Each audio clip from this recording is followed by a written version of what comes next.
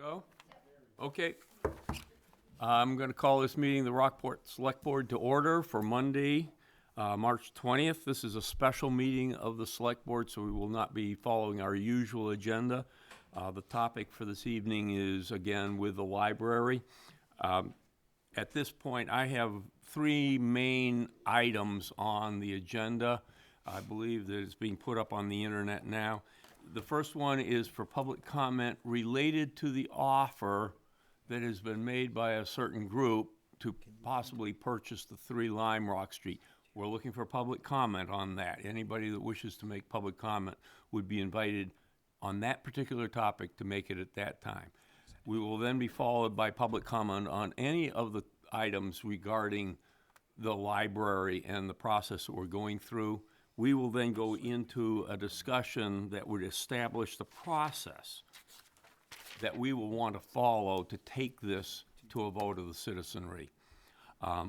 Those are the three major topics that we'll be discussing tonight or have on the agenda for tonight. The first item, of course, is public comment regarding the group that has made this offer. And I know that Alex Armentrout, who sort of represents that group, has wished to make an opening brief statement. Brief. And then when anybody wants to make a public comment, if you would, please step up to the microphone here at the podium. Yeah, I haven't got anything yet. The reason you get the benefit of me again this evening is because neither Nick Ruffin nor Sally Cook, who are parties to the contract having to do with this piece of property, are able to be here. So I am merely the messenger in this case. And this It's a good preface. Should be fun. this statement has been drafted by Nick Ruffin and Sally Cook. The only objective of the group of local citizens involved with offering the 3 Lime Rock Street property to the town is to help move the library project forward. This effort was, is, and will be based upon working with the Select Board. The 3 Lime Rock Group does not seek to supplant the Select Board in this regard, and contrary to the perception of some, had no intent of influencing the Select Board's site selection process for the library. Unfortunately, the weather and travel schedules interfered and resulted in the presentation by this group being made before site selection had been accomplished. The option which Nick Ruffin and Sally Cook hold for the purchase of the 3 Lime Rock Street property expires on July 15. It was negotiated in anticipation of a June vote, which would also include a plan for a new library. We believed the fundraising for this additional property could not begin until such a plan was at hand. Our request to postpone our presentation set for March 13th, library workshop, was not intended to limit comments or questions from the public. We were responding to strong indications that a new library plan would not be appearing on the June ballot. This meant to us that the plan upon which our original presentation was based must be changed. Therefore, plans for fundraising in the short time remaining before the June ballot must be changed as well, or put on hold for a future election. For us then to make a presentation to the Select Board on March 13th was not possible. Those involved in offering the 3 Lime Rock property to the town have no interest whatsoever in creating additional controversy over the library project. The end of reducing and minimizing unpleasantness, taking a breather to allow the Select Board to move further in its library decision-making process also seems like a good idea. We wish to work cooperatively with the Select Board in moving the library project ahead. We believe that the addition of the 3 Lime Rock property to the 1 Lime Rock site will enhance the library project now and the library itself for years to come. End of brief message. Thank you. Would anyone else like to make a statement regarding the process that, of the 3 Lime Rock property? Yes, I would. Okay. Hi. I'll just wait till you're finished handing that out. Thank you.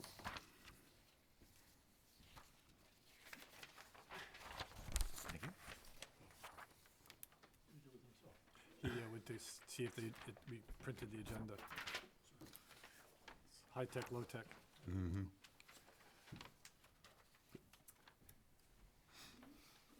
So, thank you. Happy to be here tonight. Happy to see all of you. That's great. And glad that it's spring. Very glad. My name is Ann Philly. I live in the town of Rockport. And really, all I wanted to say in regards to the offer, we realize that it is definitely a generous offer. I feel, though, as a voter and having to think about your decisions that you have to make, that really the 2 lots that have already been deeded to the town, the Bach properties, are really the only ones that should be considered. I think that offer really has a way of adding on some additional costs, some additional difficulties, and I really believe that you, as the select board, to me, it would make great sense, even though the author has been put on hold, to come out and say, no, this isn't the right offer for us. And if, while we appreciate the generosity that, we are looking at these 2 sites together, we can do something without that additional cost and perception, because there is a perception. So I just wanted to say that as a taxpayer. Thank you.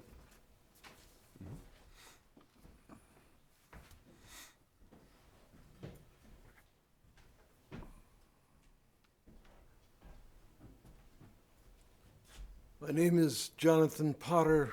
I live on Pine Street in Rockport. I have 2 questions. One, have you considered the loss of the tax for the house and property, which will last quite a bit? And the second question is, it's a beautiful building, and when you destroy it, you're destroying some sections of some ideas about what the town looks like in that area.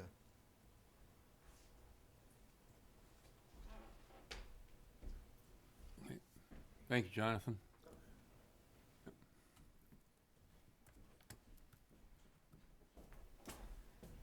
My name's Cheryl Lichty. I live over on Spruce Street, and I just wanted to say, as a sort of citizen bystander in this process, it's troubling to me that, insofar as I'm aware, the only document that was ever presented to the select board or those of us who could look publicly at was not actually a proposal to the town to describe formally this offer, but rather an agreement, an option agreement that had already been signed with an owner.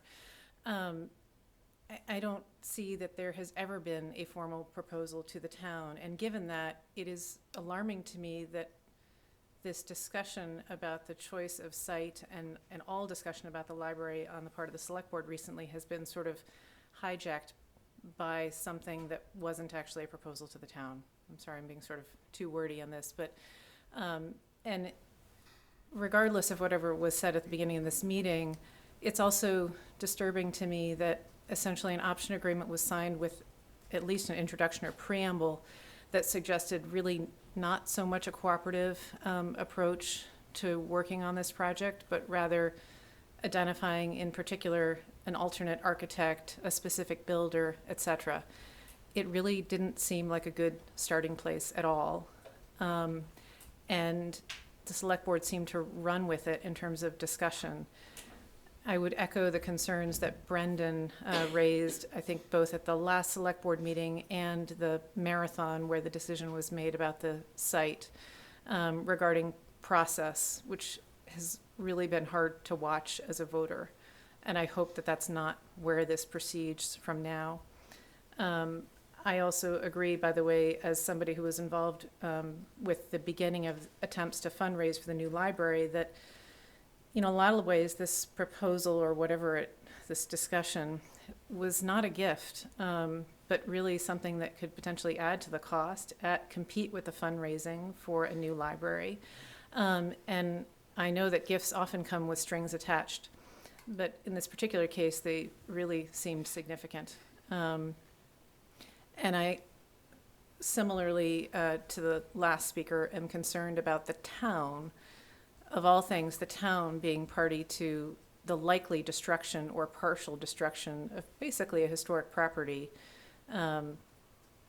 to add to the lot when we already have, either this property or another to build a library on.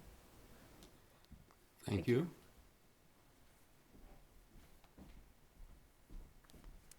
Please, step up. Hi, I'm Lynn Johnson from Rockport. I would just like to remind everyone about when we built the high school and the capital campaign and the excitement and the joy and the feeling that it was our high school. And I just hope that you would remember that and remember what a wonderful time that was for our community. Some people gave $100 for a small brick paver outside the Strom. Some people gave $1,000 for chairs. Some people gave many thousand, many generous donors. But we all felt like it was equally our school. And so in the perception in the library has not been the same. And I realize these are generous people who have the town's interest at heart, and I'm not questioning that a bit. It just appears that it derailed the process of making a decision and kind of streamlined it toward the decision. And I would just urge you to remember that this should be a really joyous time for those of us in town who use the library and really care about it. And just make sure that that happens again like it did with the high school. Thank you.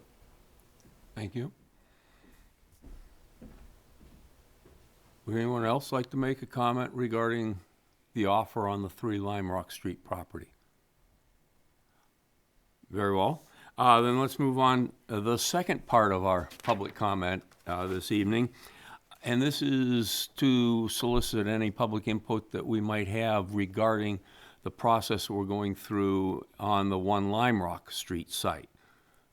As you know, we did take the vote the other night to state that the library would go on the 1 Lime Rock Street site.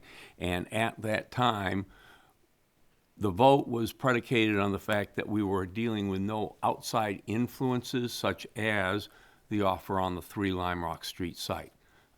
And our vote was predicated on that. So if anyone would like to make comment on the process for the 1 Lime Rock Street, going forward or whatever. Can you just clarify that going forward, not, or is it going forward and the process we had gone through to get to that vote? Or is it Yes. both? Yes, thank you. I think his answer was both. Right. Okay, thank you. I'm trying to be brief. I'm trying to be brief. Hi, I just have some general comments, and I'll have to read them if you don't mind. Well, even if you do mind, you're very patient, thank you. So, you've chosen a site for the library, and I really believe that your team must, take that and progress further, kind of outline what your next steps are going to be. And I just wanted to kind of give you an overview of what I've been thinking about. I think it's important that you continue to work on gaining clear title on the Bach deeds. This will come up again and again, and you can lay a strong foundation for future boards in the town by continuing that process. I also have agreed with Ken. I think I watched the last meeting that you had, last select board meeting, regarding the needed commitment to utilize Memorial Park as a better and more accessible parking. I think if we can get people excited about the project, knowing that they would have good parking, accessible parking, knowing that we would be utilizing both plots, I think that would help people get excited. Maybe not people who are worried about the park being chopped up, but still for the purposes of being able to park and access a municipal building, I think that's important. You know, you've had a lot of letters about access concerns, public comments, so we know that it's on people's minds. I also, on the size, urge the select board to really consider the optimal size already proposed several times, which has been reconfigured to smaller sizes. And I'll just give you an idea.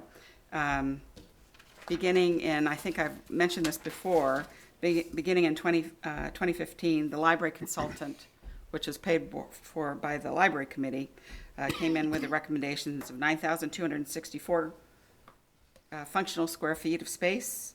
Then the library committee recommended in 2015, 8,750 functional square feet of space.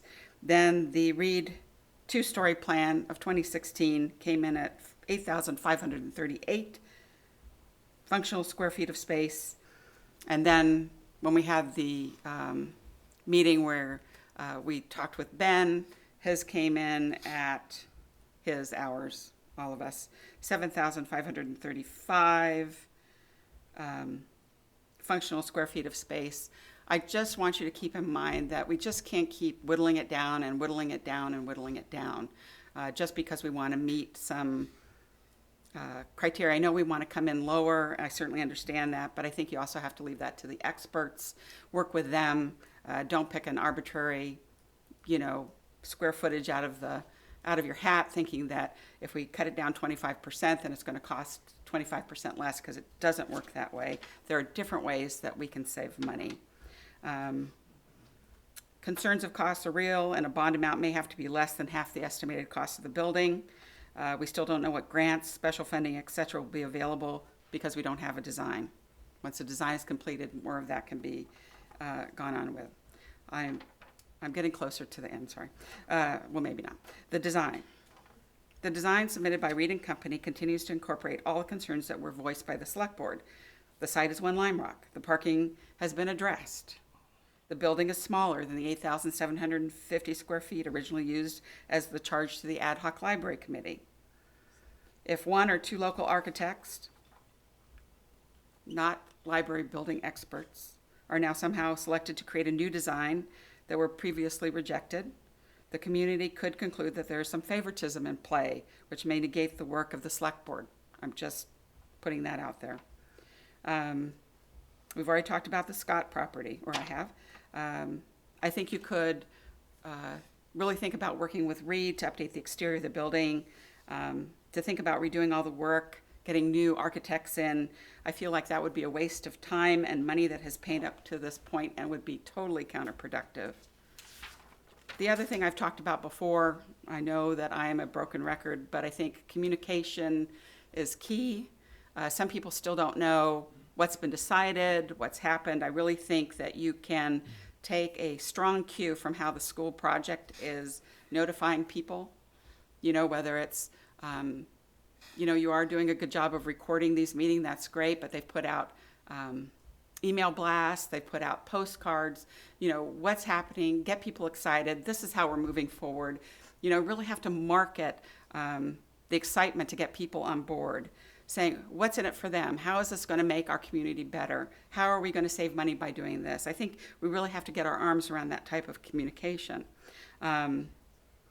Once a decision is made, let the public know, announce it proudly, toot it from the rooftops, whatever you need to do. Think about how people will find out about your plans. How do people get their information? Do they come into the town office? Do they go to the library? Do they read it online? You're going to have to think about all those structures. It would appear placing a bond on June's ballot is kind of off the table, but I'll leave that to you. So it's time to state that clearly if that is your decision. You know, the focus can now be November, which gives time to coalesce with a strong vision. Let the public know your recommendations. Be firm, be decisive. Are you okay with a $1.5 million bond over 20 years? What is that going to cost? Do we need that to get that sooner? Our rates are going up. Will that affect bond costs? What is your cost priority for the total project? $3.5 million? As a group, you have not specified other ways of funding the projects. Costs could be reduced in furnishings. Some of the work could be done for less money. Advertising the town's new library building fund is another great step. You know, the library committee has seeded the new library building fund with, I believe it was $70,000. The Friends of the Rockport Library helped an additional 8,000. I think now we're probably over 80,000. Let people know that there's a building fund, you know, because even though you don't have a plan, people might want to start in dribs and drabs, saying, oh, you know, $1 here, $50 here. Those things add up, and it helps create that wave of excitement. I'm putting my dollar in. This is going to help build the new library. Kids will come with their pennies. I mean, I'm telling you, it would work. You have to have a plan, which is necessary to write grants, get that kind of excitement going that way. You have the expertise of a Maine-based architectural firm with lots of library experience, and I believe that Reed & Company has indicated they are interested in continuing with that process. Your goals are to reduce the cost to the town and to build the library that can be used for probably the next 50 years. A comprehensive plan for the library is necessary since the makeup of the select board may change after June's election. Create a roadmap so that someone new coming in can step into the process with good, clear information on what that plan is going forward. Finally, once the bond amount and date of voting is determined, design and maximum project costs have been identified, it might be time to have and create a true building committee. So I just want to throw my thoughts out, and I will be quiet now. Thank you. Thank you. Thank you. And I'm a smarter person for hearing you speak, so don't be quiet, okay? Thank you. I'd give you chocolate if I had. That'll change, Owen. I'll try to be brief. A couple of things. What Lynn said really hit me, and Bill heard me say this at the library committee meeting this morning.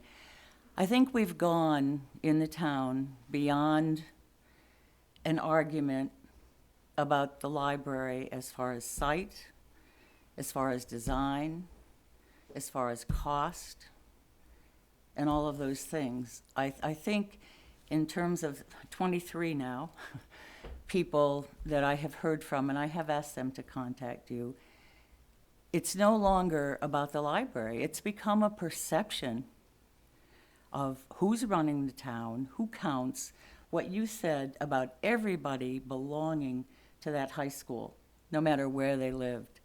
And I know up and down Mount Pleasant Street, and I'm sorry to bring that up. I mean, I'm not talking about that part of Mount Pleasant Street, but just people from all walks of life, on all income levels, who feel they have, and I'm sorry, Bill, to say it again, but that they have not been heard, that they were not, the process they were promised was not followed in the selection. We can't go back, forget it, I dropped the site. But part of that also, as I say, I don't think it matters at this point what the design is, what the size is, what the cost is. My suspicion is, unless perceptions change, that vote in June or November will be almost identical to last November's vote, because there are that many people who are feeling disenfranchised. I don't think we ever really got to the bottom of that vote. I know I was stunned by the people who told me they voted against it. And I was stunned by some of the people who voted for it, to be quite honest, too. The other piece is, and Brendan, of all people, knows this, in terms of the architect and the timing and the money, when those RFQs were done for those, what were there, 20 applicants? There were 18? 14. I think there were 14. That's what's sticking in my head. And, I mean, I look at you guys and I find this is one little microcosm of what you have to do in this town, and especially now with budget. And I look at the hours and hours and hours that the ad hoc committee put in and the steering committee before them just to get to that architecture selection. And that's all that committee was doing for a while, where you guys, to go through that process again, I think, as Ann said, is crazy. When I figured Reed would have said bye by now, but they haven't. So I guess that would be my other piece as far as timing, to let's not reinvent the wheel for the second time. No, third time. Thank you, Stevie. Does anyone else wish to make comment?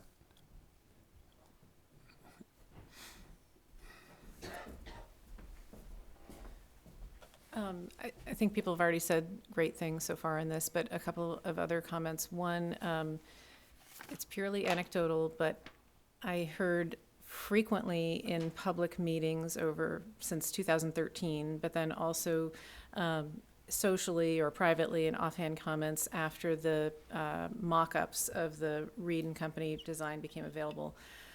There were just a lot of people who didn't like the veneer. I completely agree that there is no point in doing away with all the work that's already been done on that proposal. I am one of the people, by the way, who when I first saw the plans and the sort of, not the detailed plans, but the drawings, was a little bit taken aback by the appearance of this building. But I, could get behind it once they had walked through everybody. I think there were a lot of people who could not get beyond that. And I think to some extent that fueled some of what has happened much more recently in terms of proposals about the adjoining property, et cetera. So if there would be any way to, among other things, at least go back to Reed and Company and say, look, we love this, but is there any way that you can make it just on the outside be a little bit more consistent with the vernacular? I know not everybody agrees, but I think that was actually a significant issue for a lot of people. The other thing is that I really hope that whatever the select board decides to do, they really get out in front of this proposal aggressively, considerably more so than has been done so far or for the previous vote. I think it's going to be really, really important because I agree. I don't think that you're going to get a landslide vote in favor of this necessarily because there's too much water under the bridge. But getting out in front of a proposal and making sure that it's clear that the entire group backs it, I think will be important. And then the final thing is there were several different very well-intentioned groups involved in the lead up to the bond vote last year. And the one downside to that was that at times it looked like there was it just wasn't a coordinated effort, which I think slowed down the process of doing things like utilizing social media, coming up with, communication in general, I think was fragmented, partly because there wasn't one group in charge. And clearly it can't be you guys directly. I hope you can delegate it. But I would say there needs to be a little bit more of a hierarchy to move it forward. Thank you.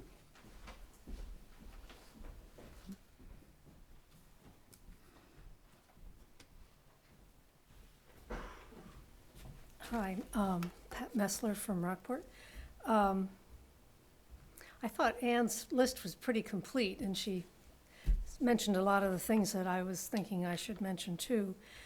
And I like the fact that she said that she thought that the select board needed to state publicly that there is progress being made on resolving the deed, that we'll figure out a way to work with the Bach family, who, from Rick's last report, seem very amenable to that. I think before we go ahead and put a multi-million-dollar building on that site, we want to make sure we have a clear title. I also think that an issue to be discussed publicly, and pardon me, Bill, because I know we talked about it earlier, is the whole discussion around the redesign of the intersection in front of, well, it's Union, Central, Lime Rock, and Russell. And in discussion today at the Library Committee, I realized that it's not something that's going to happen very quickly because, first of all, it has to be done by the state, and then with us working with them, we hope. So I propose that we clearly state that that is a separate effort from building the new library.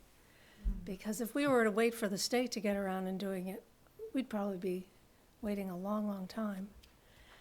And I don't think we want to. I think we want to move ahead and find a design and there's certain issues that One Lime Rock Street has for challenges, the deed, the redesign of the thing.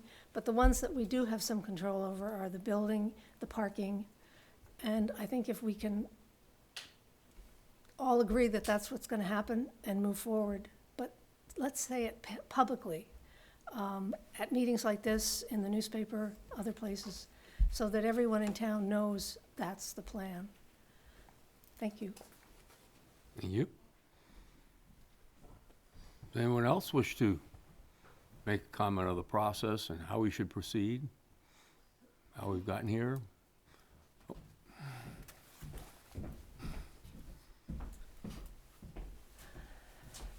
Jen Porter, Rockport resident.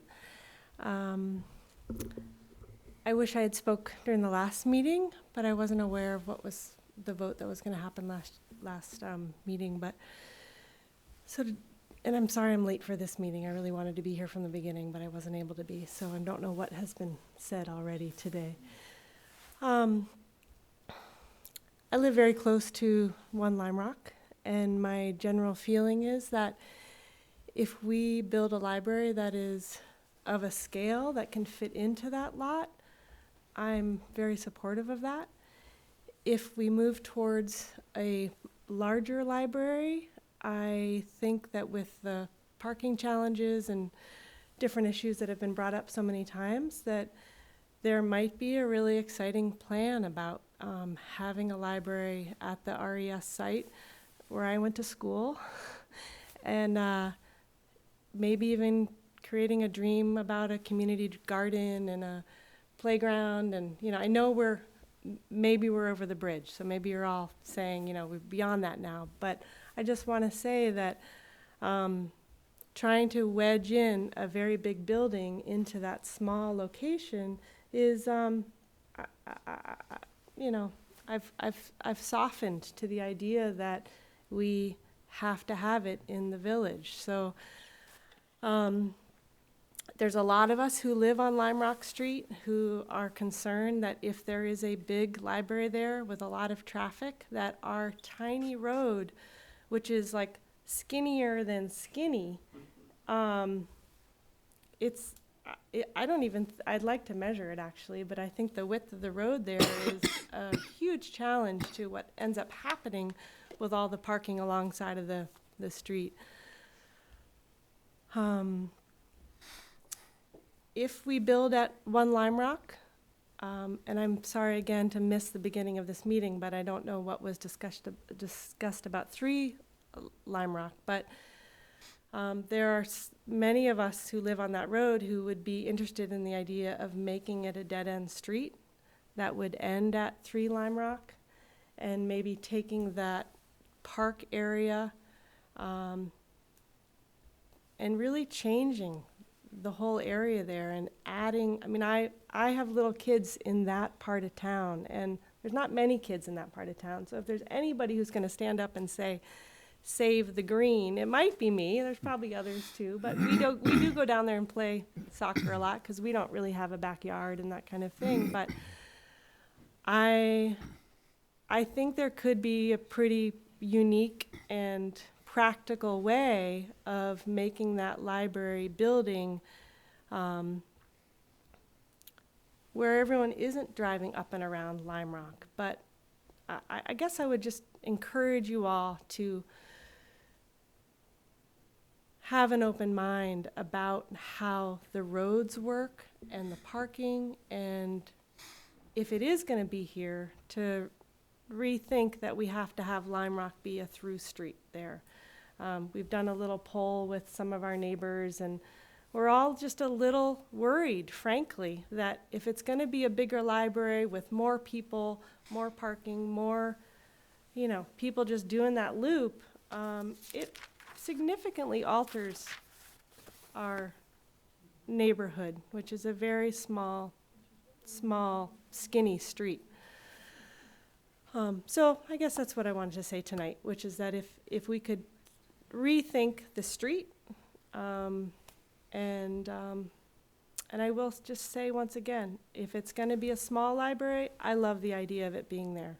If it's going to be a bigger vision with Stuart Smith's, plan, and I mean, I can imagine, I'm a farmer, I build farms. I can imagine a wonderful community garden there. I can imagine a lot of stuff happening out there that is, it's probably too late to say all that, but I worry, as some of these people have said, that if we create another vote, if we bring it to vote with a library the size that, or even a little bit smaller, I just think we've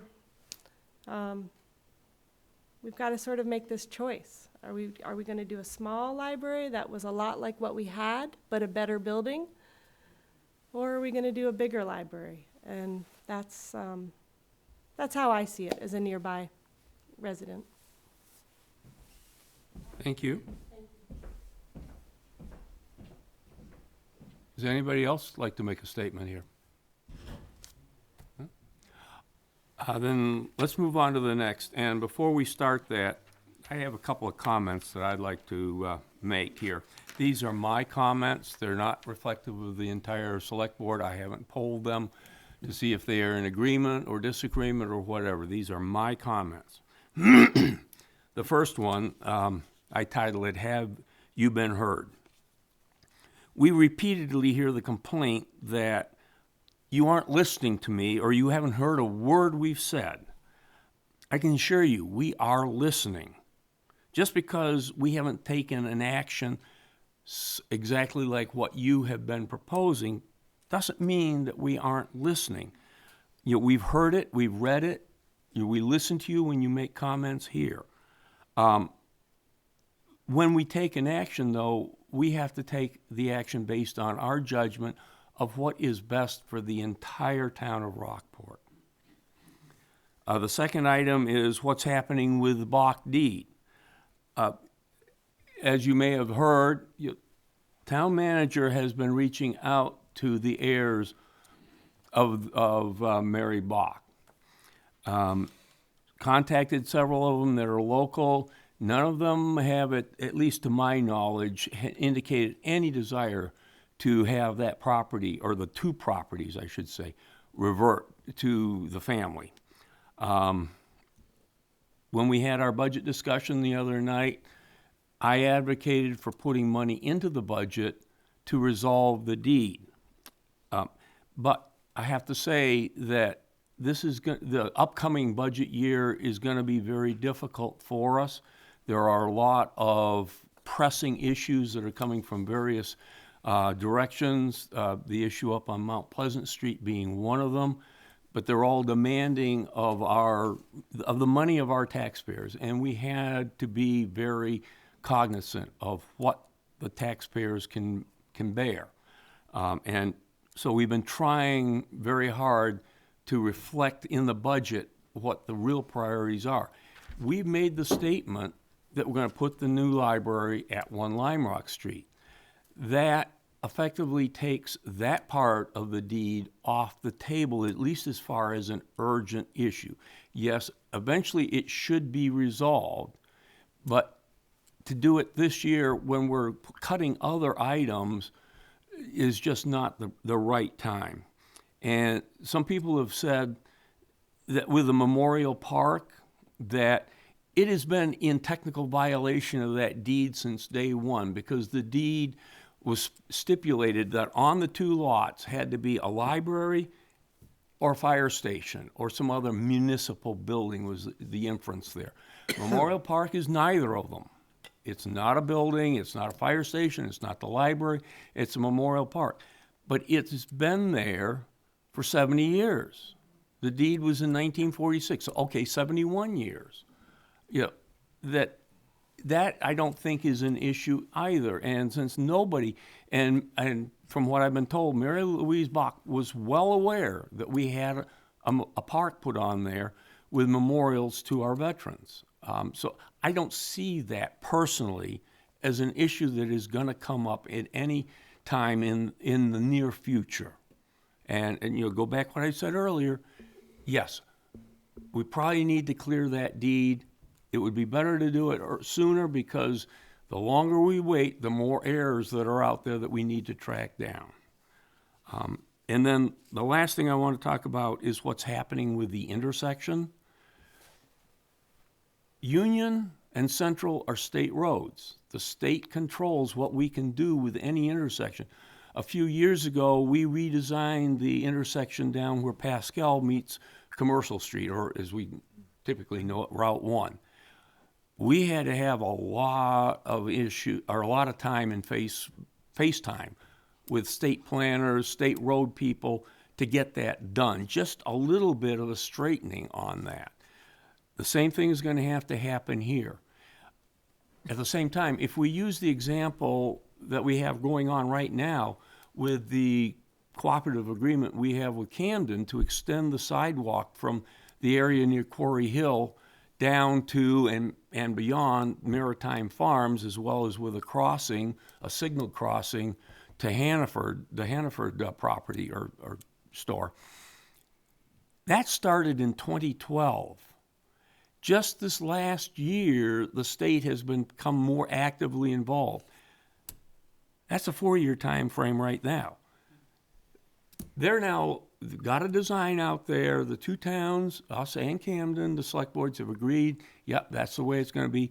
The cost has gone up, but we've agreed to it. But they're still not thinking it's going to happen until at least the summer of 2018.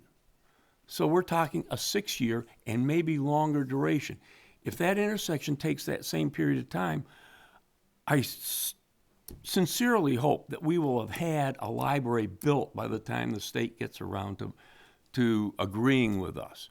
We have asked, the town manager has asked Will Gartley, who has connections with Maine DOT, to reach out to them to see what are they amenable to looking at this and taking this under consideration? Because if the state is involved, based on the example that we have with the Route 1 sidewalk, they will cover 80% of the cost.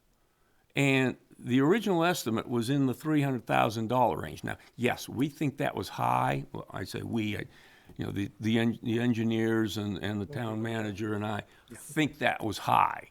But even if it's only $200,000, having the state take 80% of that is a big benefit to the rest of the taxpayers. It's not free money. I know it's not free money because all of us pay into the state coffers, which then reallocates that money back to us. But, I wanted to address those specific items that have been raised fairly frequently, and I hope I've done that. I may not have satisfied everybody, but those are my opinions. And I'm now going to, ask the rest of the select board if they would like to make some kind of a statement to start here, and I'm going to turn to my vice chair, Ken. I'm just going to add some comments on the Bach deed. Yes, indeed, in the budget process, that was one of the things that was hard for us to allocate funding for the legal costs for doing that. But I think, even having said that, I think we can continue to make efforts to contact the heirs. We've contacted, I believe the town manager's contacted the local heirs, and as Bill stated, hadn't found any objection to that. They were concerned about if we didn't put the library there, what would we do with it? So they do have an interest in having that property benefit the town in some way, which was Mary's wish. But I think we can continue to reach out to the heirs that are not in town without incurring a legal cost, so that by the time we're ready to incur a legal cost, if we've got everybody on board. So I think it's a process that will continue, and I'm going to advocate for it to continue, because I do think the sooner that we can clear that title, the better off the town is going to be, and I think somebody stated it, a future board is going to be. I mean, we've had to wrestle with this issue, this board has, and since I've been on the board, we've had to talk about it. It's only going to get more difficult with time. So I would say that, yes, we definitely need to continue to move forward on that as we can, saving perhaps the actual legal costs for perhaps a later year. But I think if we can continue to make progress on contacting the heirs and letting them know that we're trying to do this and get it all lined up, and that may in turn reduce the legal costs for a future year. So that's all I want to add at this point.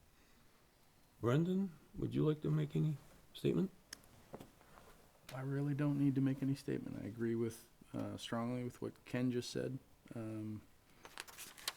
I happen to think there are ways that we can find funding for that. It's a significant issue to me, but I was there with you guys through the budget process, and it's a hard process. We cut a lot of stuff that I'd rather not have cut.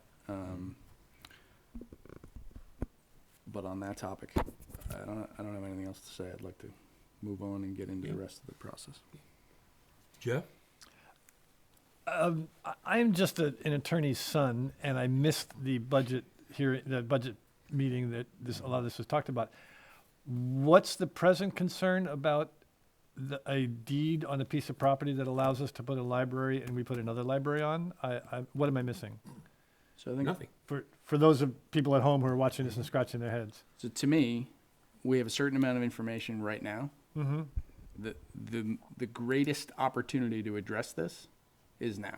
We know where the heirs are. They aren't gonna, they're not gonna divide and multiply within a week. Well, the important thing is that they don't die so that their heirs, but anyway. So we have an opportunity to track down quite a few of them right now. Gotcha. And as Ken pointed out, there's no obvious cost incurred to just tracking down the ones who we know. Right. And this is to renegotiate? I'm not sure what this is. No, so take for instance, I'm just gonna play out a hypothetical. We're gonna collectively and enthusiastically put a library on this site that we're gonna grow out of in 86 years' time. Yep. And then And at what? that moment, we are not gonna be able to accommodate. So this board will have done that board a favor. Right. That's much more clear to me. Go ahead, sir. Opening, okay. I have no opening comments on it. Okay, just that's questions. what we're doing right now. I see. Okay. Owen? I don't really have any opening comments other than thank you all for being so gracious. I know that we made a decision that a lot of you weren't overly enthusiastic about, but one of the things that I love about this group of people is that doesn't cause you to stay home and sit on the couch and curse our names. You come back out and you go, okay, people that just disagreed with me, I want to make sure that I'm still being heard and that our opinions are part of this process moving forward, and I can't tell you how much that means to us that we still have your all's support as begrudgingly as it is. So I really look forward to working with you all in the next steps. Okay, then the next item that we have here is establishing the process that will result in a proposal to be taken to the vote. That's how I titled it. I think we want to accomplish 3 or 4 items tonight, or at least make progress on them.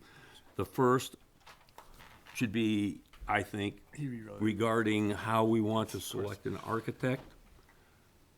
The second, what are the parameters that we want to set for whatever the library would be? This is for the architect to proceed with.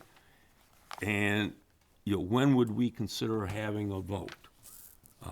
If we get to it, how do we want to consider a marketing campaign? How do we get out there and put the positive front on it, where this is what we want? We really need you to vote for it, and these are the reasons why. But those are the 4 things that I see us at least starting to deal with tonight. And what order we take them in, I'm not as concerned with. Should the first thing that we want to discuss is, when do we want to take this thing out to a vote? That's the cart before the horse, I think. Yeah. Way before. Well, the only issue I would say is that I don't think we have time to get to June, and you missed the meeting the other night, and I made a motion, and then we retracted it because Brendan, I think, correctly surmised that the whole board should vote on it, and we only had 3 members here the other night.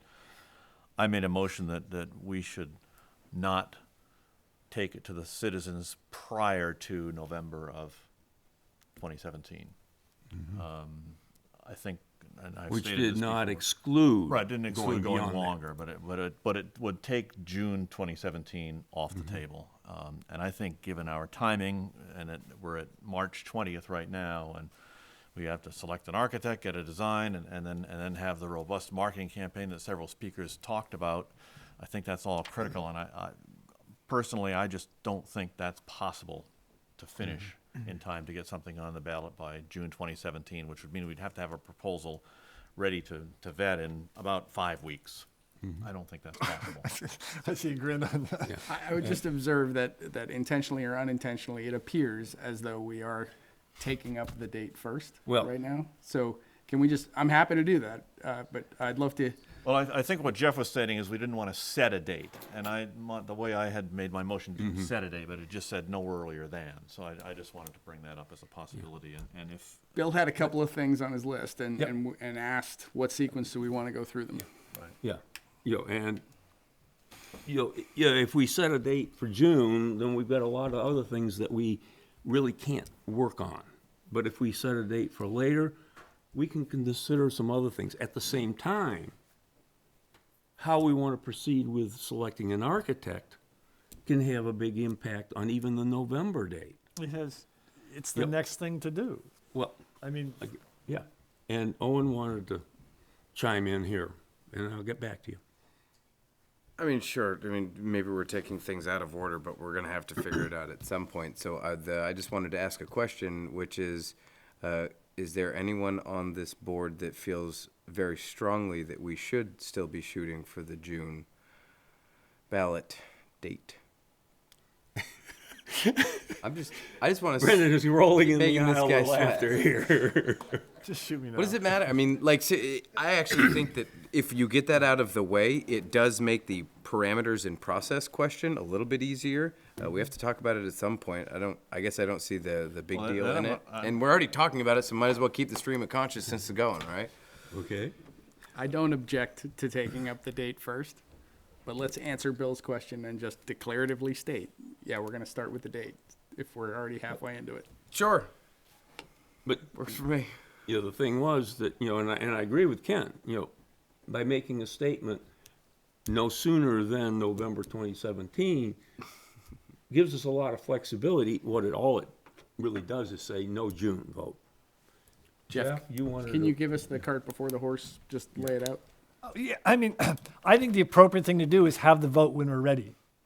And, would and, agree. And to, okay, so I've given, if you're all looking at me saying, is Jeff going to go on for 25 minutes on how he's optimistic about June?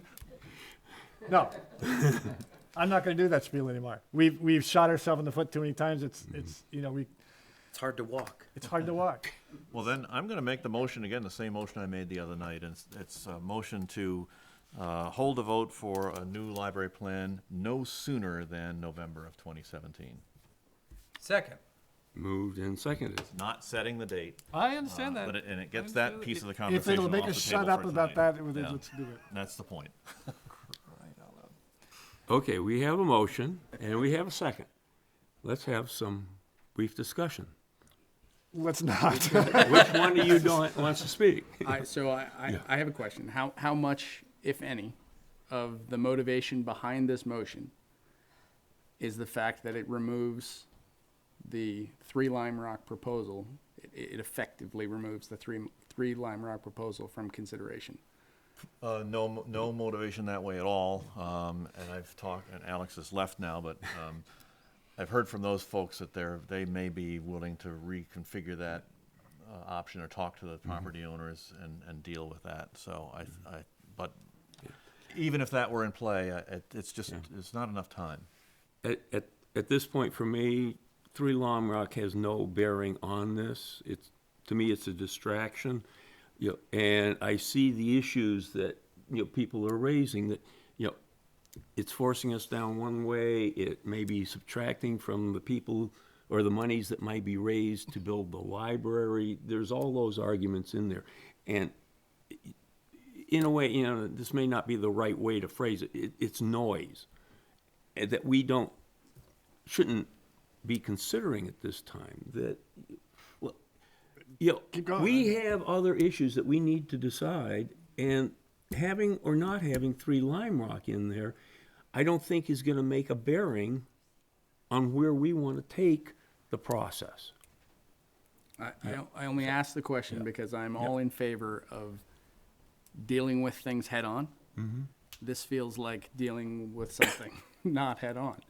And so if we can have an opportunity to make our declarative statements in support of or in encouragement of at later, that's fine. It doesn't have to be part, I noted it was not on tonight's agenda, so, I think it would be unfortunate if this is the only way we take up the 3 Lime Well- Rock proposal is by circuitously through the date. Well, again, you know, we're discussing how to move forward on this, and that may be a valid point. Maybe we want to consider that tonight. Owen, Sure, we have a motion on the floor, and that's my why I'm thoughts. sort of putting that off. Yeah, I'm like a lot of people, very appreciative of the thought of getting the 3 Lime Rock, but I don't want to have that dictate how it is that we go through this process. I don't think that it's helpful. I think that we can plan for a timeline that works for us. If they are able and willing to work that into their timeline, then that's great. I think that we can design a library on 1 Lime Rock that works for us. If it actually turns into a gift, and it is given to the town, then we'll cross that bridge when we get there and start incorporating that in. Maybe all of a sudden parking becomes a much easier thing. Maybe we talk about repurposing a building. I'm not sure, but we'll cross that bridge when we get there. The community needs a library. It is pretty distracting to have to think about something that you're not quite sure if it'll actually happen. So yes, I think that a June vote would be far too early for the amount of work that we have. And if through this process we happen to get a generous gift given to the town, then I would welcome it with open arms, or at least I would consider it with open arms, and then hopefully welcome it. And but yeah, people want us to work on a library, not on a 3 Lime Rock proposal. Jeff? No? Okay. No. Any further discussion? Let's take the vote. This is, the vote that Ken has proposed is to take this to the citizens no sooner than November 2017. Actually, I will make just a quick statement about this. Okay. Excuse me. Which is to say, to motivation, the question is out in the open. I would not vote for this if I thought that it sealed the fate Bless you. of 3 Lime Rock. So I am voting for this with that same optimism that I had put towards June. But anyway, I you know, to have this move seal the fate of a potential gift I don't think doesn't that make it any does. sense. So, That's why I asked the I question. don't It think- doesn't I don't sound think to that me it like does. that's what's going on right, here. so I just wanted to endorse that particular perspective. Okay. Statement over. Any other discussion? None. All in favor of the motion? That's a 5-0. Look at that. Okay. We can agree on stuff. And now, I think you indicated you want to discuss the architect. Yeah, I Or think select the all of the process to things, select an all of the architect? things that we've heard tonight, that, Water. Go ahead. I'm just going to get gonna some get some water. water. I Yes, like sir. reading company, but I'll talk about that. you want to give us the cliff notes? You just did. I know. Don't beat around the bush, Owen. Okay, okay. Got to get you I guys back in think line. that all of the requests for unanimity, for excitement, for all of this, I think it all comes down to a good design.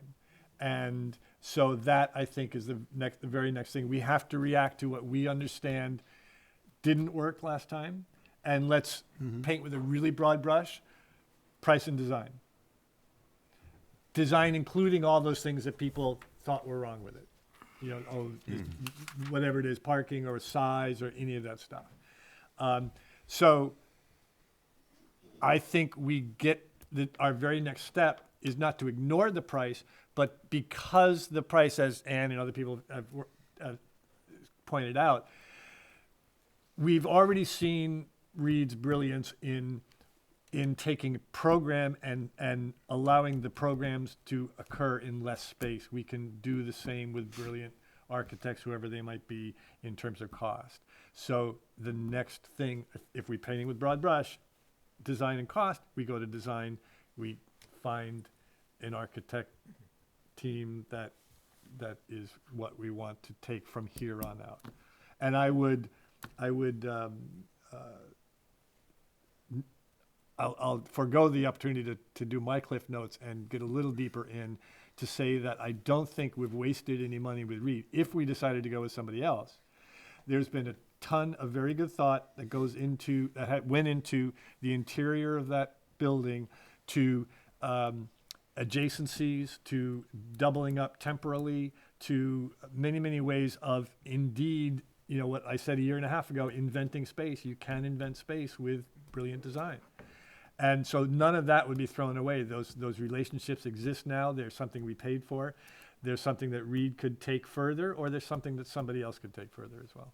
So I don't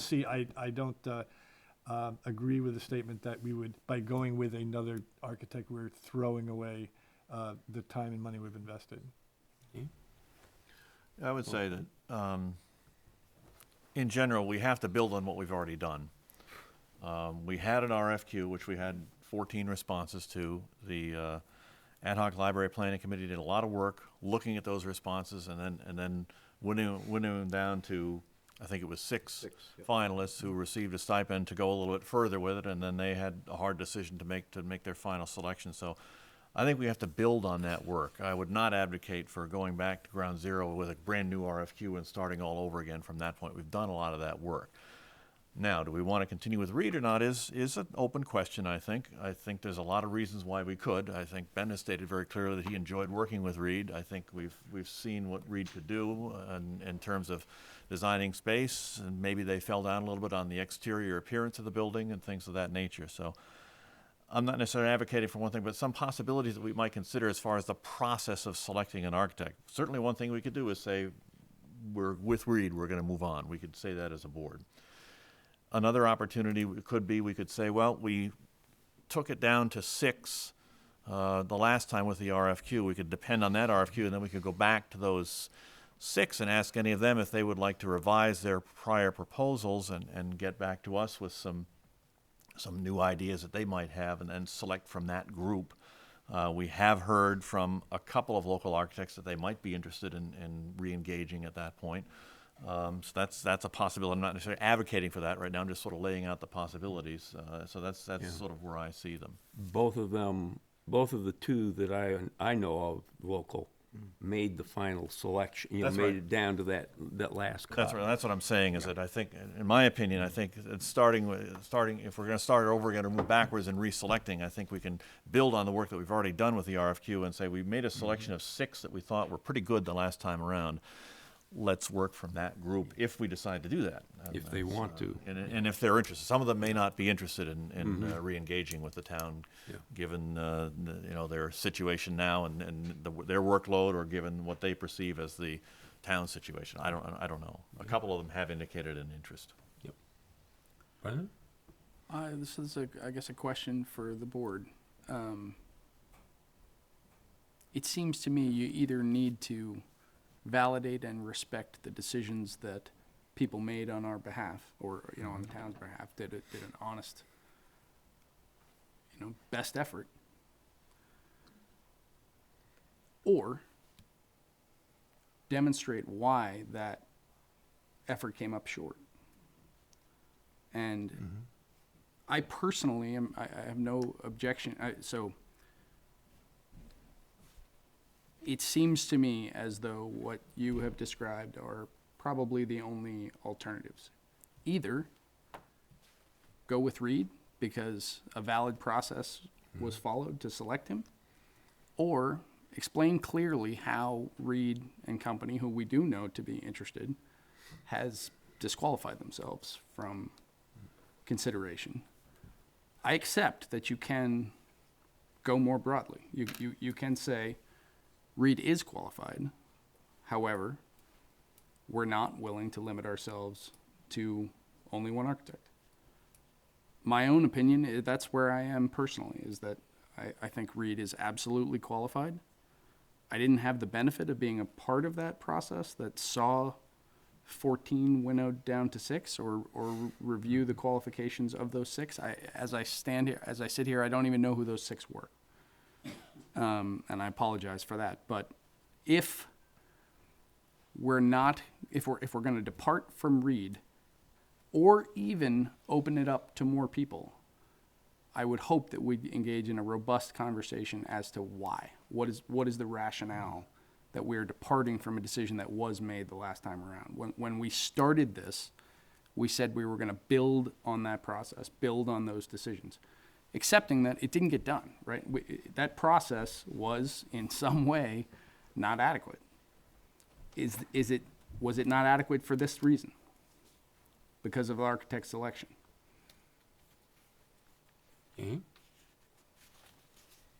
You've already given us the Cliff Notes. Do you want the extended version? So, a couple of things. So we picked Reed because they're a phenomenal architectural firm. They have great experience in the space. I mean, the Ad Hoc Library Planning Committee, everyone did their job very well and selected a top-notch architectural firm. I would agree with Brendan. Was it Reed that caused the project to fail? And reflecting on that, I would actually probably say no. I think they got a lot of guidance and input from us and from the committee that we put together, and we approved that design. So I don't put even a big portion of the onus on Reed and Company at all. I would put the majority of that on us. Also, they've spent significant amount of time wrapping their head around this site already. There is no kind of lead build-up time for them. We have a great relationship with Ben and with a lot of folks, including this board, with them. And one of the questions I don't know if I can answer it. Also, possibly cost savings by reopening it up. What exactly do we gain by choosing a new architect is what I'm trying to struggle with. Is it a cost saver? So the only two things I could think of was cost savings and new perspective for the exterior envelope of this building. But that new perspective, I think, could easily be done by Reed and Company. And I also think with the amount of time and relationships that they already have, even if we were to get a bid that was more inexpensive, maybe at the end of the day, it would still be a wash because of the additional benefits that Reed bring with it. So I could potentially be convinced to open it back up again, and I would obviously start with where Ken brought up with starting with those 6, but I'm perfectly comfortable with Reed and Company, and unless convinced that they somehow made a horrible mistake, which I really don't think that they did, I don't see why we should shift away from them. I think it was something that Jeff had said some number of months ago, that we need to be comfortable with the architect. We need to know that the architect is working on our behalf and that we can communicate with them. I think I'm kind of paraphrasing from your experiences that you mentioned dealing with an architect, that if you're not comfortable with the architect, you probably don't want to be with them. At the same time, that if you think you can communicate your thoughts and ideas, it's a good choice. I just wanted to put that in there. Chairman? Yeah. I've spent a lot of time with Dick Reed, and agree, he certainly knows libraries, and he certainly has done us a great job. The challenge, I think, is the Ad Hoc Library Planning Committee did the interviews, and they got to ask the tough questions. You guys don't have the benefit of ever having sat down. I mean, you've seen the results of his work, but you haven't had a chance to sit and ask him questions that you would ask an architect normally. You got that one architect given to you, and I mean, I think it was a good choice, but you haven't had the chance to actually sit down with him and gain some level of confidence that can he design the building that you feel that you want. You haven't had the chance to, I don't want to use the word interview him, but to have a conversation to say, is it going to work or isn't it? You've only seen him at different meetings, and there may be some value to saying, do you want to have just a conversation with him as a board, like the way Ben and I get to converse with him, which is, we're very comfortable with him because we've spent a lot of time with him. You guys haven't had that opportunity. You've only seen the presentation, you've seen him briefly at different meetings. We did see, well, we had the opportunity to see because we live streamed the interview process at least when the final six made their presentations and heard what the discourse was between the presenters and the library planning committee, and how they came to their decision. But a lot of the background conversation was at meetings that were not live streamed. A lot of the committee work, the hard committee work. And you didn't get to ask your questions. You know, you didn't, I mean, you may have different questions.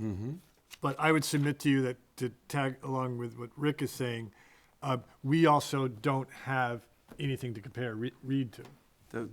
Yeah, it was, And so we have spent, well-intentioned or perceived to be otherwise, we have spent the last 8-9 weeks asking the experts of various things that led us to site selection. For us to sit here and say, we're just going to go with status quo without fully immersing ourselves in the options, I think is less than robust.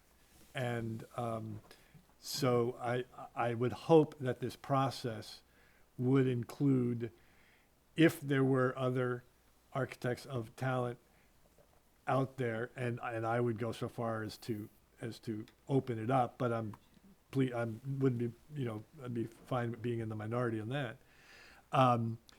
That this board needs to go through the process that the ad hoc committee went through. And I don't think, you know, I don't think we're gonna go before, we're gonna look at 14, but I think that we should have significant conversations with those people who are interested in the project. I have a question. So I know I'm the one that's like, go, go, go. And thank you all for trying to keep me in check sometimes.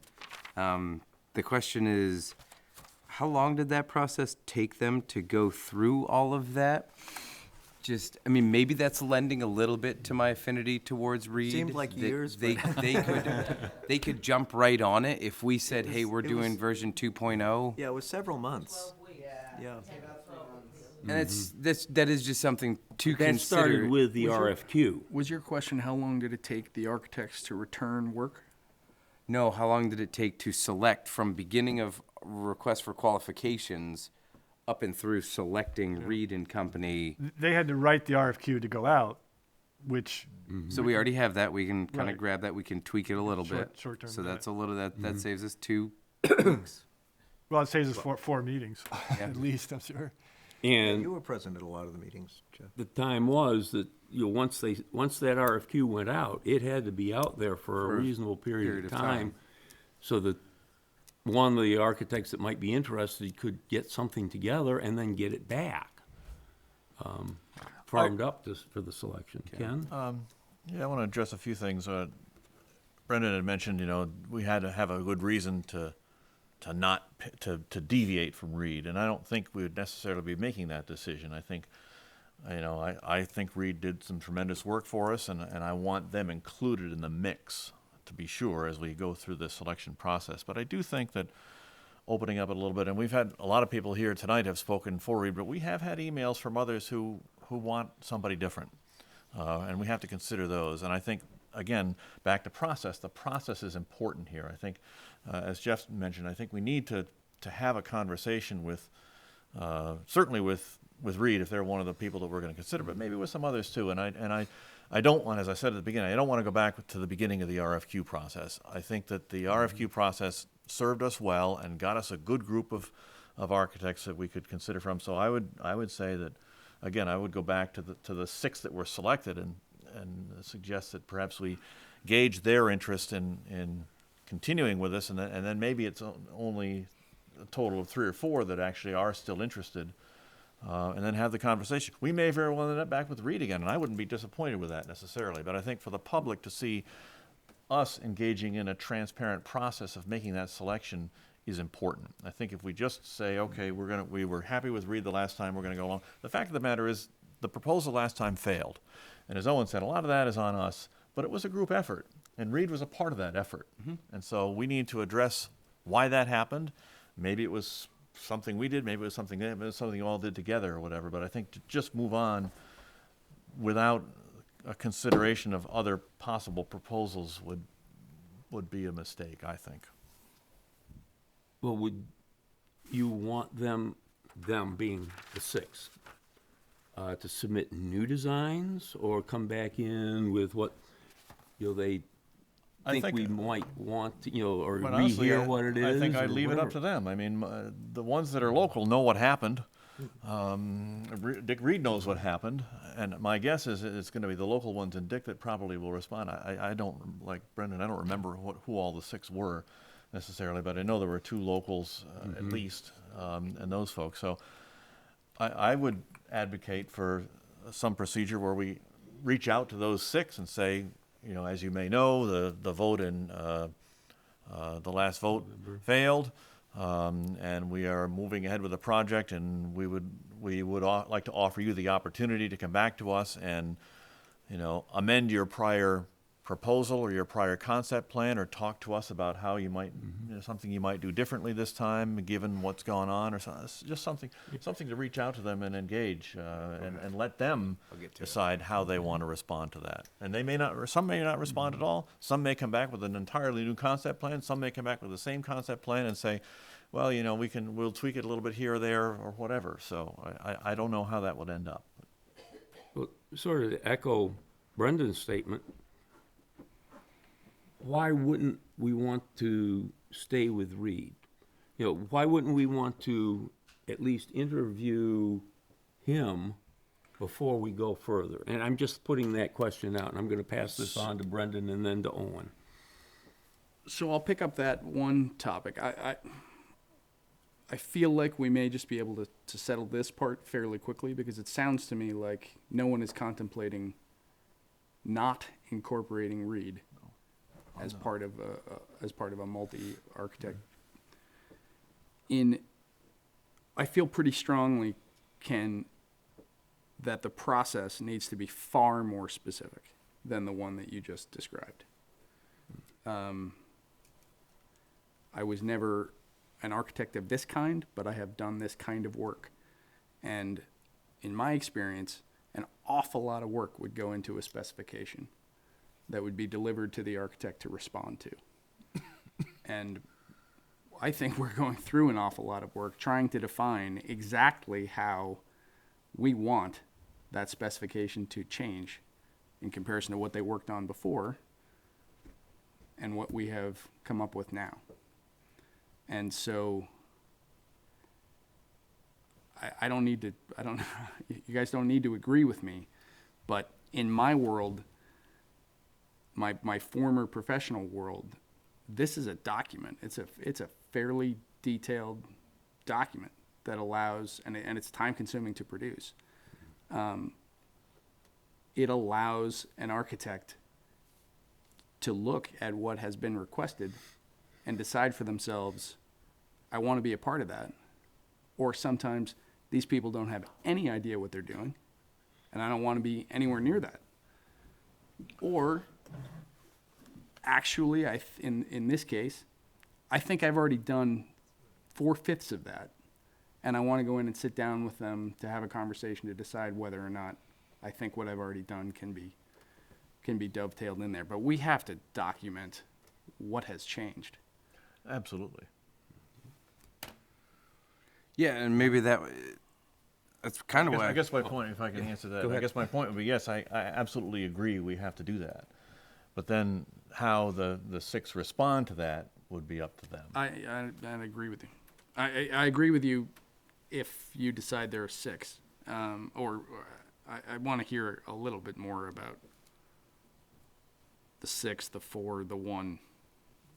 Do you think there's wisdom and or practical value in going beyond the six? I'm actually stunned you did 14 to begin with. That 14 people actually responded. No, even that you asked. Like I would never have done that. What would you have done? It's, to me, that's actually borderline disrespectful to ask so many people to respond. Well, it was an RFQ put out to broad, you know, their just choice to anybody. respond. Yeah. Any, you know, I it was open understand. to anybody to, But there Don't were we, like, six. post there it were on, like, six a that public we- site? that- yeah. Oh, and that's what you're saying, that there's an obligation. You'd done no culling of any Oh, no. kind prior to the No, we 14th. like 14, post no it color. and We people culled it down to respond six. to I, it. I misunderstood. Okay. Yeah.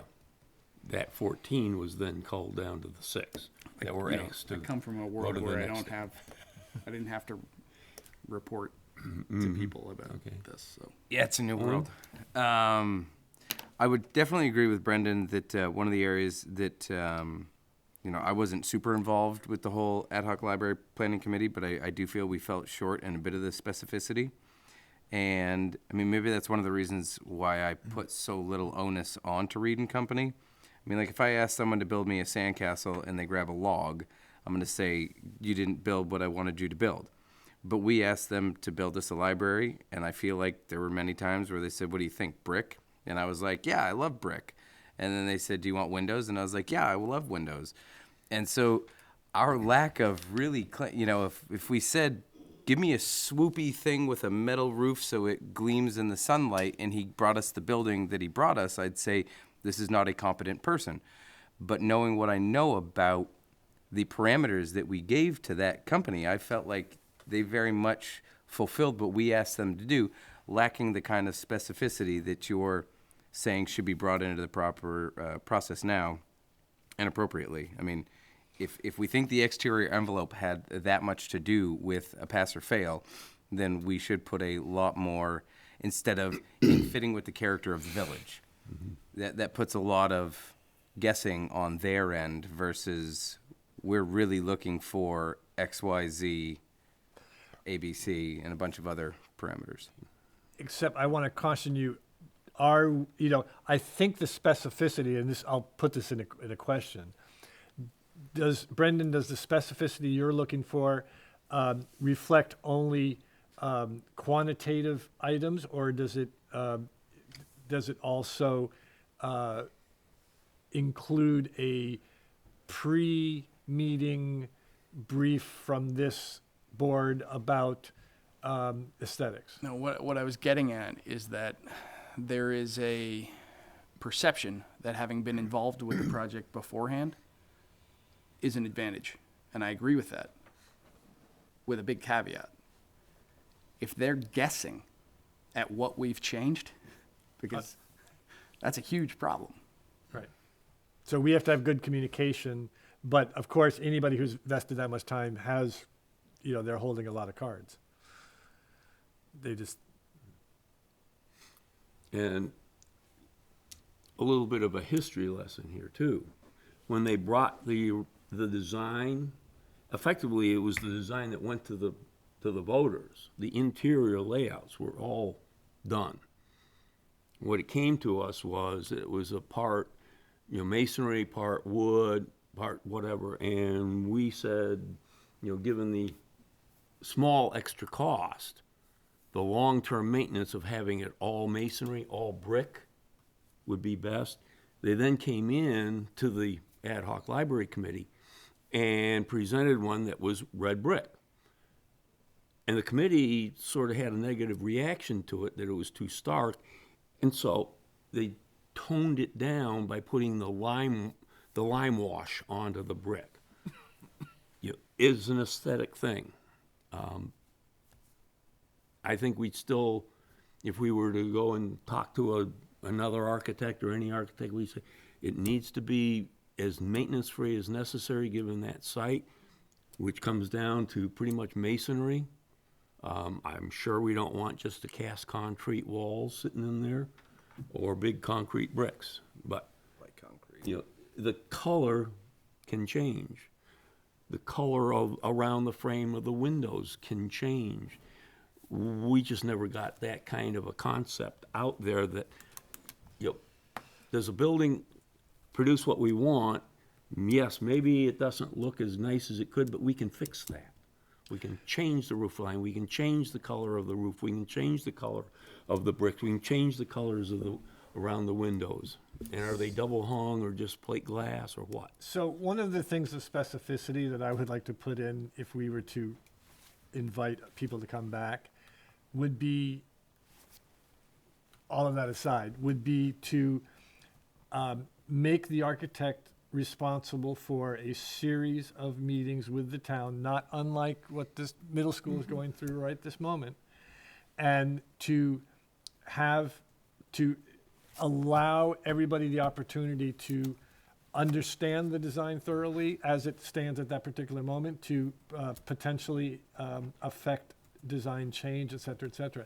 I mean, to have you go off on aesthetic things that, I don't mean to go off, that's not a negative thing, but to dissertate on a whole list of aesthetic things is one point of view. Now, it may come down to an amalgamation of 5 points of view, but I really want to get to there by including as many people in the community as possible. So in terms of specificity, I would like to, when we have our list of what we ask of the architect, is to show us a plan to meet with townspeople. Because quite frankly, I think that the ad hoc committee ran out of time and energy at the very time when that was the most critical.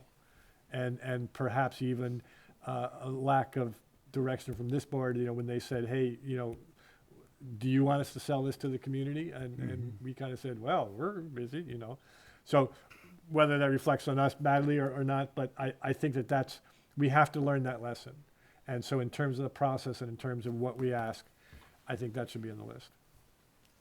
I'm concerned that this conversation is going all over the place. It is. I'm going to make a statement and ask people to agree or disagree. If we were going to limit selection to a single architect, it would be Reed and Company. Based on that statement, I would agree with you. I would also agree with you based on that statement. Yeah, if you hold a gun to my head and say you have to pick one right now, yeah, Yeah. that's Reed. Now I'm going to make another statement. All right, so you don't. I wouldn't. That's fine. Yeah, That's fine. Just because I think the statement is a gun to the head, so. All right, I'm going to make another statement. We're not going to select only one architect. In the end. Right now. Oh. Today. Oh, tonight. today, no, I agree that we are not here today to choose an architect. Anyone else want to say? I didn't set the agenda. Continue. Statement number 3. We are tonight going to decide to proceed with multiple architects in some capacity. Okay. Just discuss. I think we're here to outline a process, if that's what you're Okay. saying. That includes multiple That architects, question mark? That should include, I think, at least the opportunity for For a certain period of for time. some architects to indicate interest in working with us. I wonder, to take your thought a little bit of a different direction here.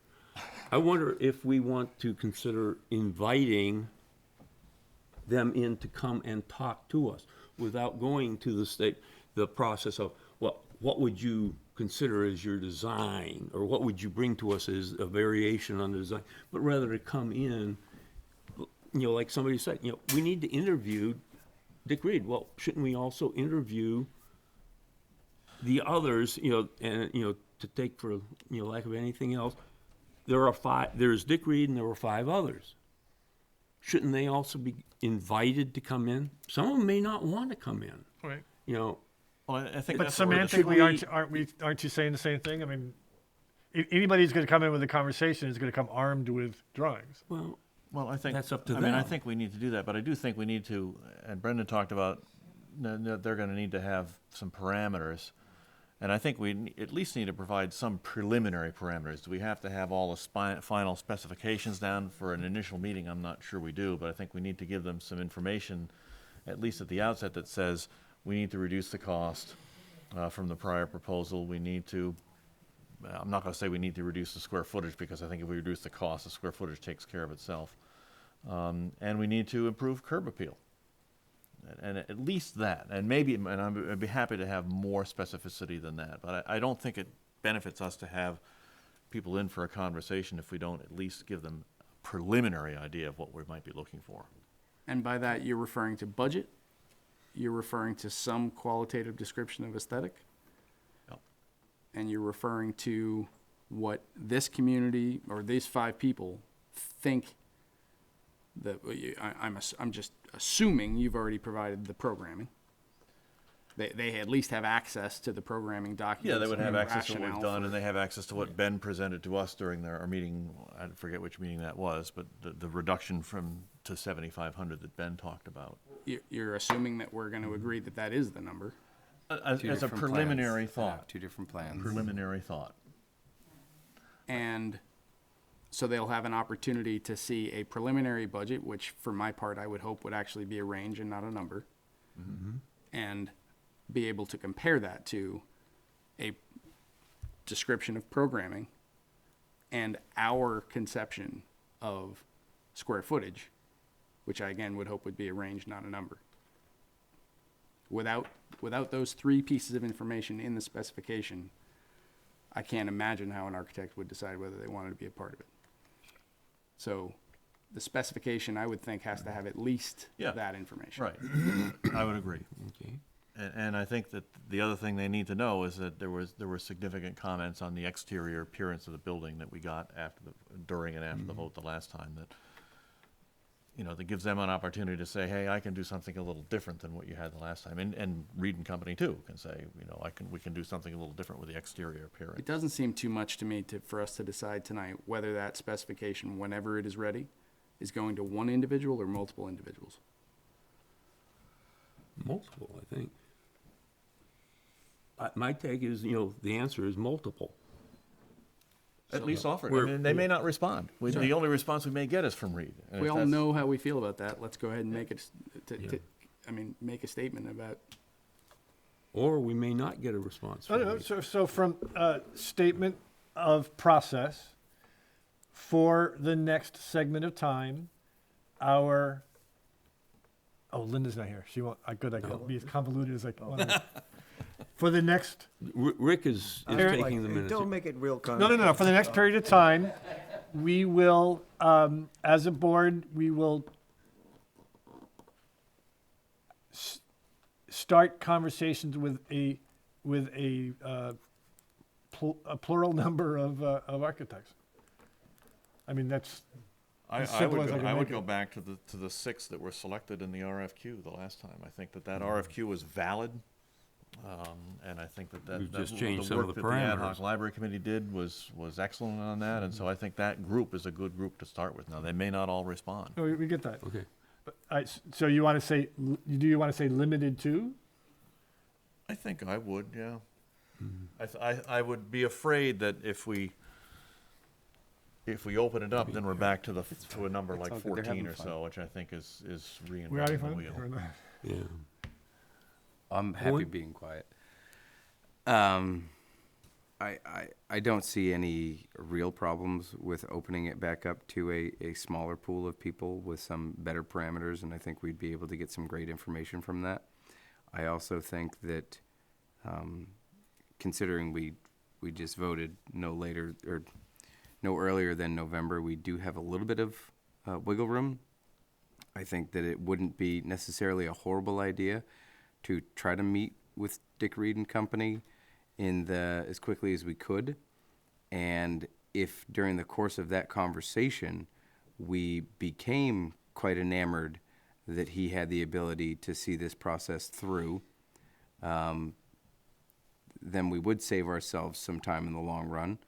But if we did not feel that he had his heart in it or wasn't capable of doing X, Y, and Z, then we could open it back up and try to provide that framework to a larger pool of people.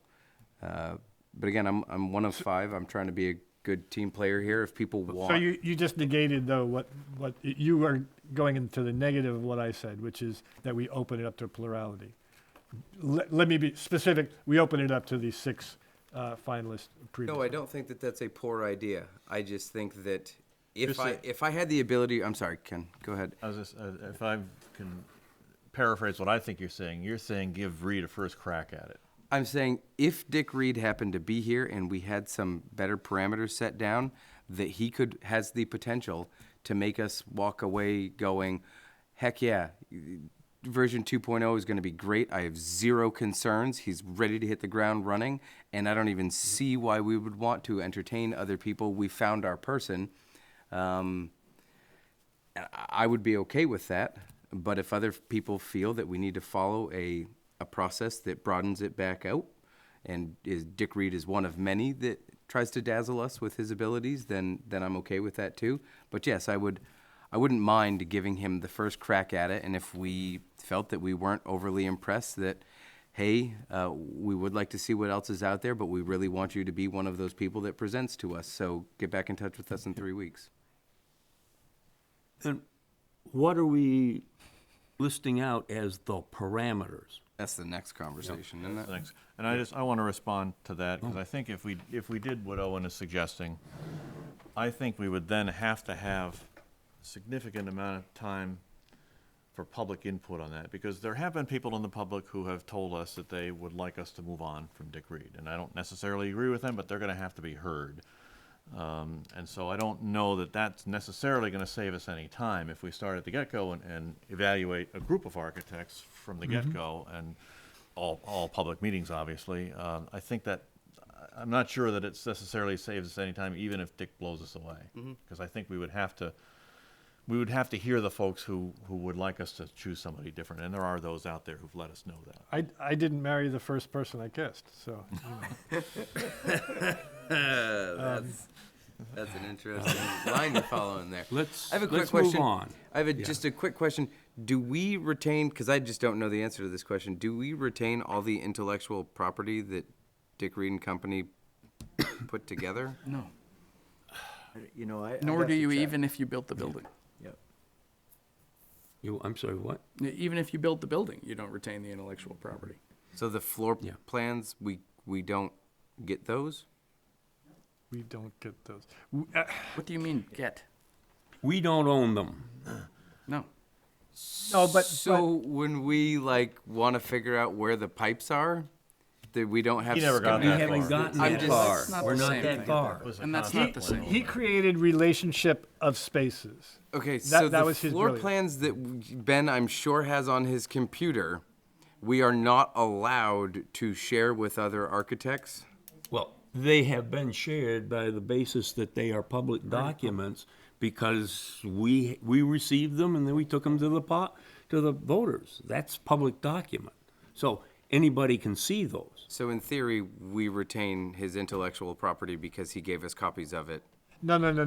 When you use, Maybe I'm confused That's about a When it. you very use the word specific term. yeah, when you use the phrase intellectual property, that's very specific and has a huge amount of protection. Well, I apologize for my inadequate use of the phrase. Do we have stuff that we are allowed to give to whoever we choose, if it's not Dick Reed, for them to use as bits of information as a starting place to move off from, or do they start with a blank piece of paper?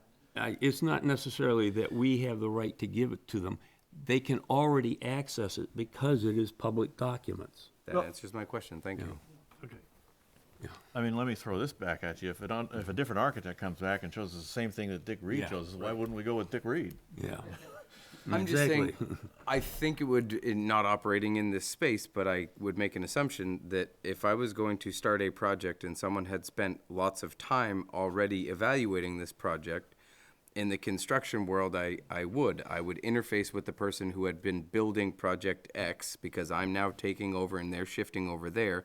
I interface with that person and I figure out all the things that they found about this project that are going to hang me up as I see it to completion. And that's a very useful thing versus me sitting there and staring at this thing and trying to figure out the hell I'm going to do with it. It just would be nice to get a piece of paper that someone said, these were the problems I saw when I worked on it. Now have at it. Quite honestly, I think the idea of having other architects make presentations is to show us something different. Yep, and I would And I agree think with that they're going to look at That's that way too. I would think. So keeping our eye on process, are we going to be, the thing, Owen, that seems to me that we haven't learned our lesson is if we go and we say we're going to interview Dick first and then we fall in love with him and then we stop there,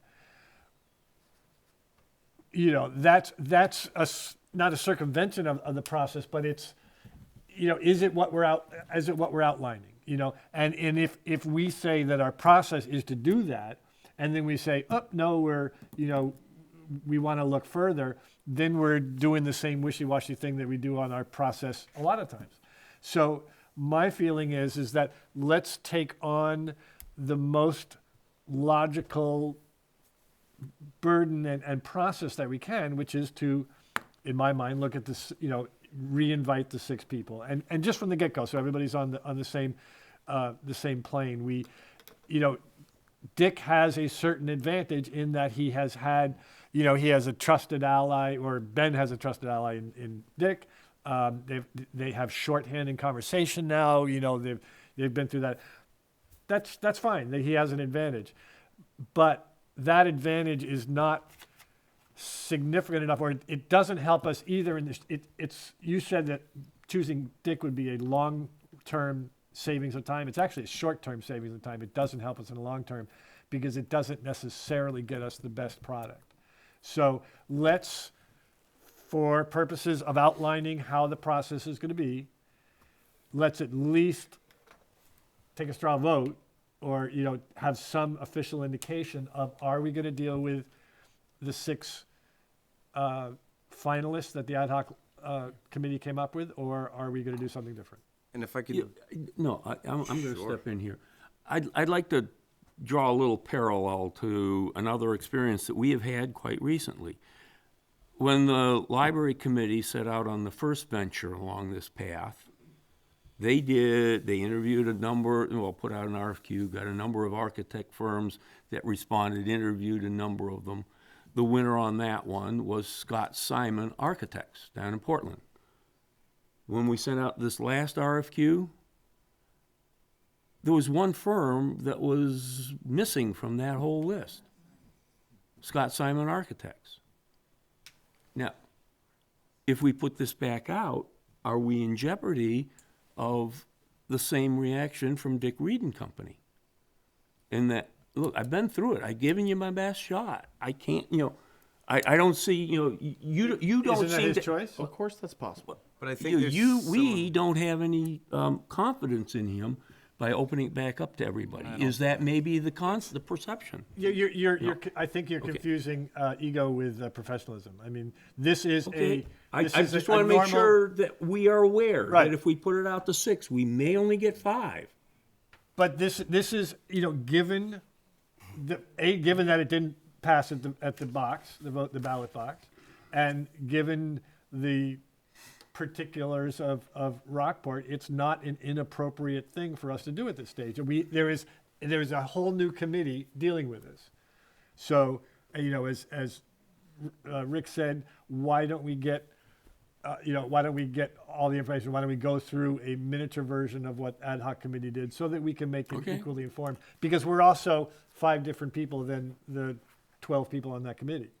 And we may end up with only one person applying, or 2 people, or 2 firms applying. And, Again, that's their choice. okay. Yeah. I just want to make sure we're clear on that. Mr. Chair. Yep. Could I say something about process? As an expert, as the expert from the library, I will entertain that. Thank you.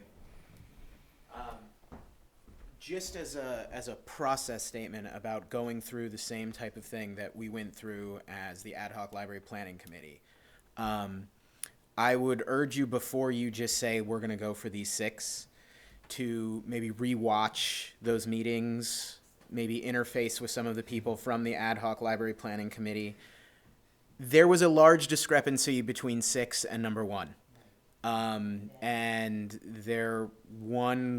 the one that we chose, we did a full matrix, everything was ranked and scored, everybody did stuff. I mean, if you're talking about just interviewing those same people and doing the same thing again, go through the documents that we've already done before you even think about doing that. Because we've done almost the same thing that you're talking about. Granted, the parameters will be different, and so you would get different things, but the work there has been done. It has been live streamed. You can look at the actual ranking. I believe Jan might have the actual ranking of the numbers. It's in the Yeah, so you can Actually, see. as good an idea as that is, one or two of those meetings, some got pooched technically. That's a Okay, technical term, pooched. but I mean, I think we still have like paper documents from the minutes. We have minutes, yes. That will show you sort of because they were scored, I think, from something like 1 to 20 or something. Like we actually had numbers that went into those, and we ranked them on parameters, so that it was all very transparent and very open. And you can look at those things for those 6 architects then before you just say, let's talk to all 6, Yeah. or let's just do this again. Go through and look at that work that's been done because you really will be doing the same thing again. Before, well, Just a minute, I'm sorry. could I ask just one Owen. question of Ben? Owen. The last conversation we were having was about the potential of Reed and Company being jaded on this project. I believe you spent more time with Dick Reed than we have, and I thought I heard at some point that he had indicated that he was still very much willing to continue on with this. We've had this conversation. He said he was. Yeah, that's Yeah, I mean, I don't know all the ins and outs. I don't know if he would want to do it if he was made to resubmit and do the work again. I do not know. You know, I can't speak for him on any of that. I think if you were to pick him, he would probably say, yeah, I'm ready. I want to do this. I want to see this through. I mean, he put a lot of work in with me and everybody else on that committee to get to where we were. And, you know, it's an interesting thing because going through that, people stopped talking about the interior of that building, the program, very early on. People were pretty settled on that and pretty pleased with what he had done very early on as far as the interior of the program, the stuff that I care about immensely. If anything got hung up, and I wouldn't put this on Reed either, it was on exterior and it was on aesthetics. There were a lot of things weighed. That was sort of a committee thing done with the Ad Hoc Library Planning Committee, with yourself, with Dick Reed, to make some of those decisions. But the interior, he and I worked on, people sort of vetted, went through, and loved very early on in that process. Can I just apologize for one thing? I have been viewing what we're doing now as part of a process, yes, and I guess I had not thought that we were starting a new process. I actually had been viewing what Reed and Company and all the work that the ad hoc committee had done as part of this ongoing process that we're going through. And so I hadn't quite wrapped my brain around a new start to the process, more that Reed could be a continuation of the process we had been going through. And if I misinterpreted that and we are starting in a new process, then obviously opening a pool back up does make a lot of sense. But I'm viewing this as just kind of a continuation of all the work that we've done, and we got another bit of information with a rejected vote, and we're continuing on with the process. And so under that construct, Reed and Company seems to be the obvious choice for me for all the reasons that we've already talked about.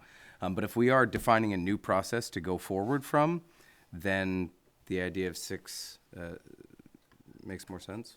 I'd like to make a suggestion here that maybe we, follow up on Ben's suggestion here, is that we go back and we review those interviews and the decision process that the Ad Hoc Library Planning Committee went through to come to their decision, and then reconvene and discuss whether or not we think it still is valid and we should continue with Just Dick, or if we should then go to reopen it to the 6 or some subset of those 6. Technical glitches, aside. But my question is, why would we kick that can down the road for another 2 weeks? I mean, part of this meeting is to decide what's next and to say, oh, we need to think about it more. I don't buy that. I don't think it's appropriate for the town. I think this is a different board. It's made up of different points of view. It's a board that has the ultimate responsibility. And without immersing ourselves in those conversations, whoever wants to show up, I'm not worried. If people aren't going to show up, that's fine. That's their decision. But I think we owe it to the board, to ourselves and each other, to not commit ourselves to 1,000 hours, but to recapitulate that information, 5-on-1 for whoever wants to respond to our invitation. And, I look at it as de novo. I look at it as starting over again from the new base that we have, learning from our lessons. And, 3.5 weeks ago, there's a flurry of emails to somebody wanted to see one of those things, and I took a look at some of those, and it's not going to. The May 9th one, yep. Okay, I'm Is that 20% the on date? board. Is that the date, May 9th? I'm just looking back to see. No, March. Oh, I March. think it was March 9th. But, Yeah.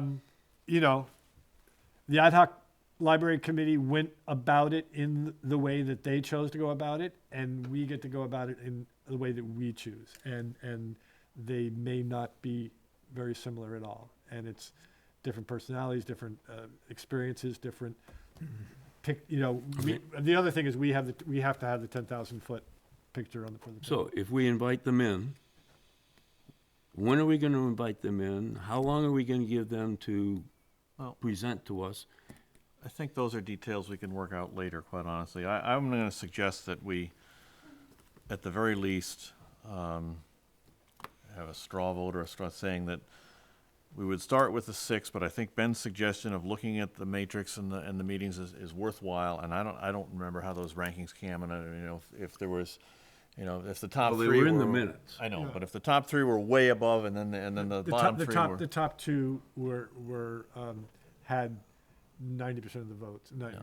However But at many, any rate, 12. we could look at that, and we could choose a subset or the whole thing of those 6 and decide, okay, we want to invite that group to submit something else. But I think tonight we probably need to start talking about the parameters that we're going to talk about, just what Brendan had talked about: costs, square footage, curb appeal, budget. Budget is cost. Budget cost, yeah, there were 4 of them, and I'm missing one of them, but I think we need to start talking about that if we're gonna get anywhere, to make some progress. Can I say just one thing on the, because for you, it's still on the table to go back and look at the matrix and all that stuff that ad hoc did. Let me say that the one thing that disappointed me in the meeting as they brought it up for discussion and went straight to it was that they opted not to bring 2 people to this board. And they opted to. I don't understand. I don't understand. They opted know to what only that bring means. Reed. The runner-up had, I think, 4 votes, and Reed had 8, something like that, in that neighborhood. And they opted not to say, "Oh, that's reasonably close. Let's go to the next level." They chose Reed, and that's something that Which is what we tasked them that with. disappointed me. Okay, We tasked them to select an architect. all right, They did. They presented it to us with the reasons why. there you go.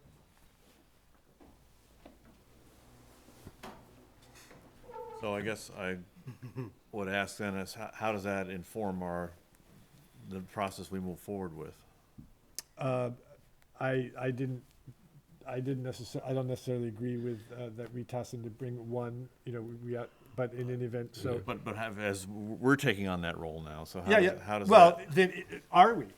If I just want to make sure we are taking on that role fully. All right. I don't So think there's any let's question. talk Okay. about the Brendan's. Let's go back to the parameters then.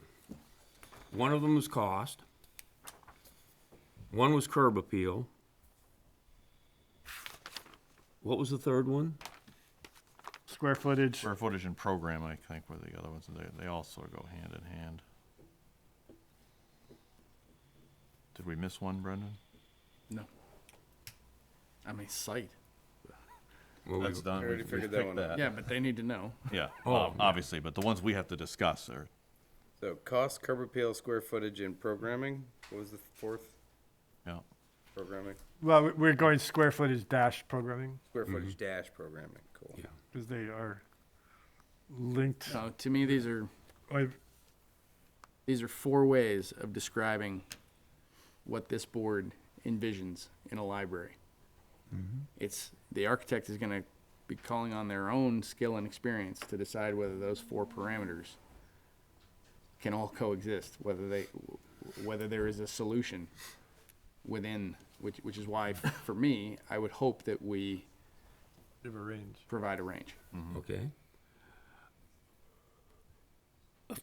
A few months ago, and I did not bring my notes on this one, but we sort of took a straw vote on what we thought should be the costs. The range of The costs. range of costs, and it came down to a range.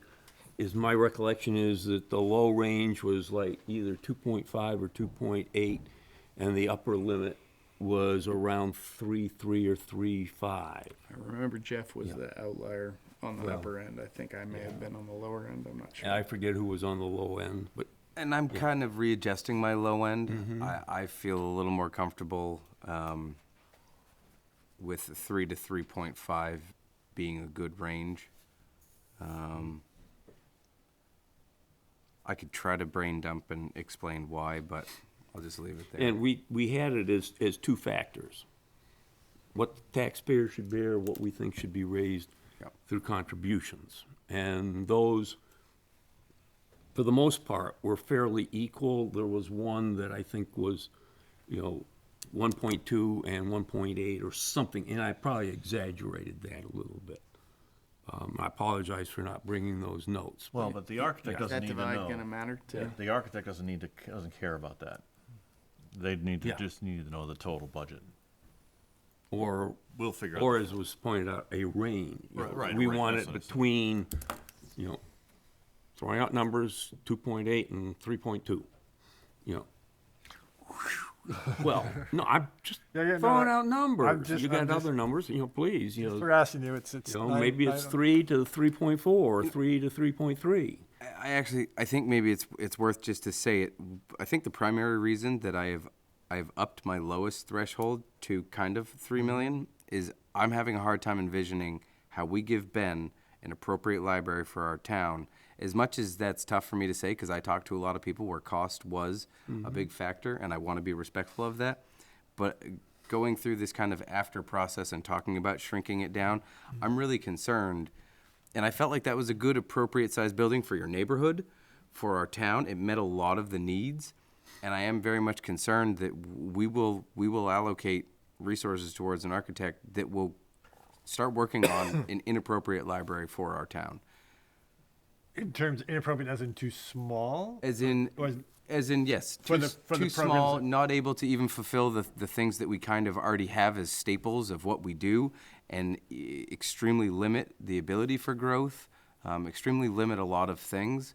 And I think that if we did have a better campaign of explaining the why to those folks that were concerned about the cost, that they could come on board, that we have brought it down. We were trying to be respectful, but we did not envision, or we could not see clearly a path that kept as many of your tax dollars as you would prefer while giving our town an appropriately sized library.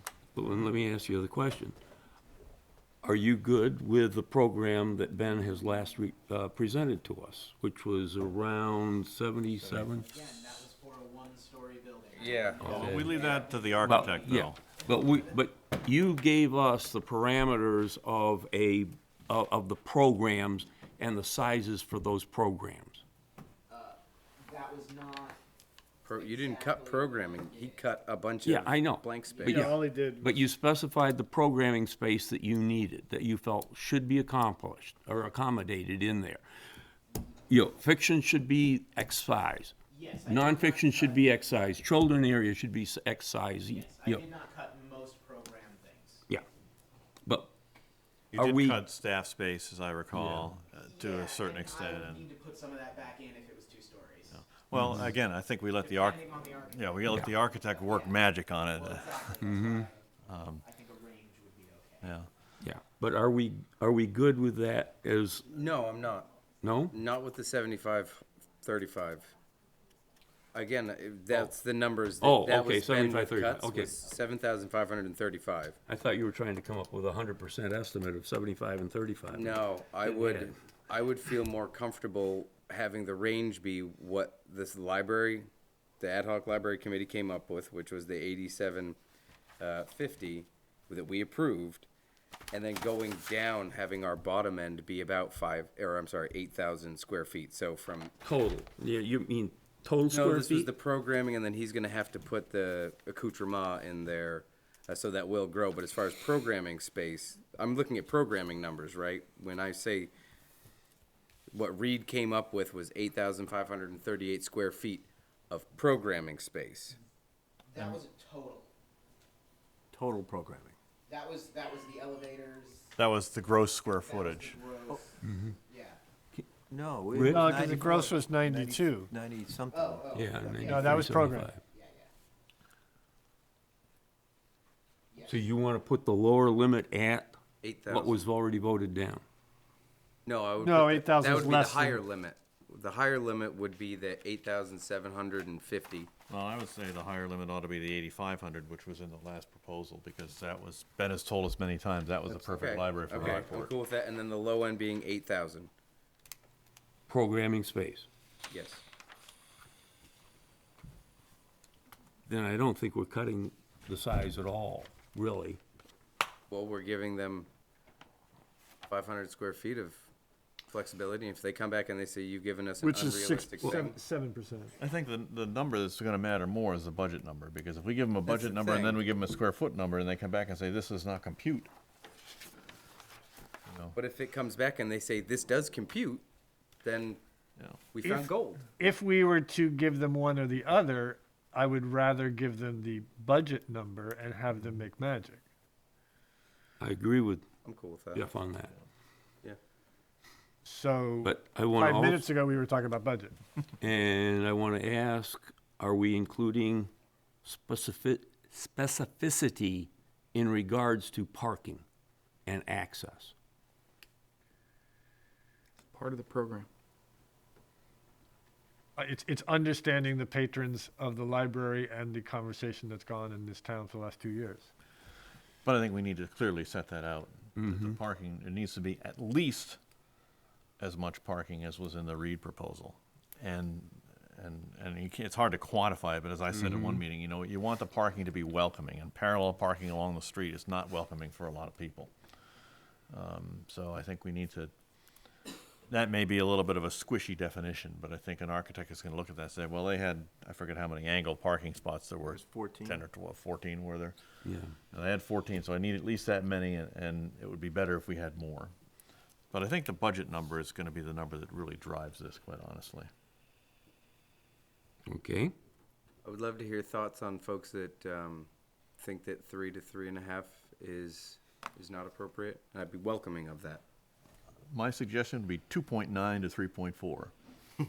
And the reason being, and it's, you know, it sounds a little dopey, but the reason being is it gives them an opportunity to come in under 3. That's true. To say, you know, well, Is that, I mean, we all grew up in the. I was born in '84. Right, yeah. No, some of us grew up in those times when $1.99 was thought to be better than $2. On a $3 million project, is that psychological thing still have any validity? I mean, let me ask you this. Does it have 9 votes worth of validity? Maybe. 9 votes? Yeah. It might. Well, really only. I want If this to somebody pass out there more than 9 says, if votes. somebody comes in and says, gee, they came in under 3 million, isn't that fantastic? I submit to you that if this wins by 9 votes, it's not a win. No, yeah, I agree. No, but I guess my point is that, you know, you don't have to change that many votes. I mean, yes, it'd be nice to win by 70%. I think that may be difficult to do. But I think the public perception of the 99-cent effect for what you say is worthwhile. Can I stop you? Can I stop you just for a second? We were just admonished 6 ways from Sunday to lead proudly, which I maintain includes not saying that this is going to win by 5% or 10%. I want us to look for that 70%. Leading proudly.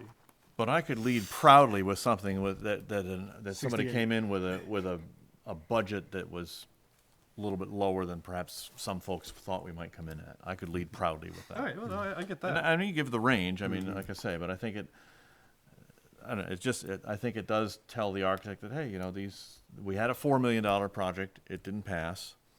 let's look at something lower than that and give them the, say, yeah, we're willing to come in over 3, but gee, if you could come in at under 3, wouldn't that be fantastic? Brendan? That is a 25%. I want to tune these Sorry. two out for a bit. You want to, would you want to speak for a bit? I literally don't even know what you're asking me to speak about. What would you think Talking about the should library, be Brendan. the cost range or the budget range? 2.8 to 3.3. Okay, thank you. This is a negative auction here. And Owen's already chimed in, and Ken's chimed in. 3035. 3.0 to 3.5?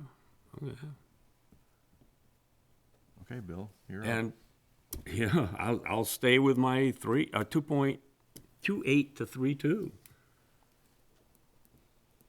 2934 it is then. That's called compromise. You know, you know, we're all right in, you know, well, Owen is an outlier.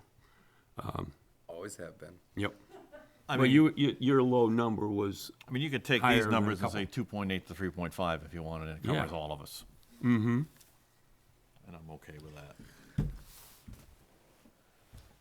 If we gave them that kind of range, why wouldn't the architect go immediately to 3.3? Because I would hope we would also offer some kind of statement about the significance of coming in at the lower end of the budget. If you solve the program, Well, and I think Yeah, we also no, need absolutely, budget. absolutely. But again, That picked up 15% of the vote. have we Solved it. tacitly agreed then that it's going to be a 50-50 split between taxpayer and fundraising? Not a decision we have to make it's right not now. meaningful I to know. the architect. True. It has to enter into our thinking, but for right now, I mean, the answer to the Putting question out is, the questions. yeah, I think so, but it doesn't have Okay. any bearing on what we tell the architect. Mm-hmm. And the other item, So did you decide on 2.8 to 3.? 8 to 3.5. don't go putting, we haven't raised our hands yet. I wanted 2.9 to 3.4. That's in the middle. You're in the. All I you said did- 3.3 to 3.5? No, that was his personal, and then he Oh. came up with the All I group did is I took consensus. all the ones and I took the lowest and the highest Yeah. of the whole range of the board, so it encompasses everybody's range. That's all I did. And if people want to squeeze that, I don't care. Are you advocating that we narrow that range? Being a little confused right now, I don't think I want to answer that question, so. I'll defer to my colleagues. Okay. Putting that in, you know, that, do we want to take a vote on that? Well, let's Or we- talk about the Yeah. other stuff too. Okay. I mean, the square foot range in programming space, I think, should range, the high end should be Reed's previous proposal, I think, which was 8,500, let's say, for round numbers. Oh, we just lost 38. No, but he gained 1,000 from the 75-35 number. So, and then you know, the lower range I'm flexible on. I think we could use the 7,500 number that Ben came up with the last time if you want, and then let the architects work with it. And given the fact that the architect is also gonna get data from Ben on the size of the relative size of the various programs, and they're also gonna have access to what Reed did the last time, I think, as far as programming space is concerned. Yeah, again, it's just a part of the process. When the ad hoc library planning committee put out RFQs, if you do it that way again, that was not the level of granularity that they went to. They basically designed a library without talking much to us. I mean, couple called, one or two might have walked through, taken pictures, but it wasn't like they came in and got our linear shelf feet. It wasn't like they knew how much room each staff member may need or how many staff members there were. So I don't know how you're gonna put it out there, but when it comes to the program, that's not how sort of drilled down they got at that process. That happened after we had selected the one architect. Okay. From someone who does this or similar things, is that level of granularity helpful or hurtful in an initial iteration? In my experience, it's important to provide the specificity where you have it. If you know that there's some attribute of this proposal that that's gonna come back to you, and you're going to make a decision on the basis of whether or not that attribute is or is not X, you need to let them know that to begin with. So the answer is yes. Particularly where we have the data. We don't have to go create it. Ben has done the work. Right. He's given us the breakdown of the 7,500 foot plan that he gave. And, I want to be clear, to me, these numbers are not, these are your marching orders. These numbers are, this is what we think can be done. That, to me, that's the merit in that. These people are architects. They have far more expertise in this area than we do. I happen to know one individual who thinks we're way too high and the programming can be achieved at a lower budget and a lower size. So they should be free, A possibly citizen or even, an architect? an architect, possibly even, I don't think this person, there's no point in going into that any Anyway. further. There isn't? These, Not on their behalf, they could come and. yeah, do if it they want to come, so.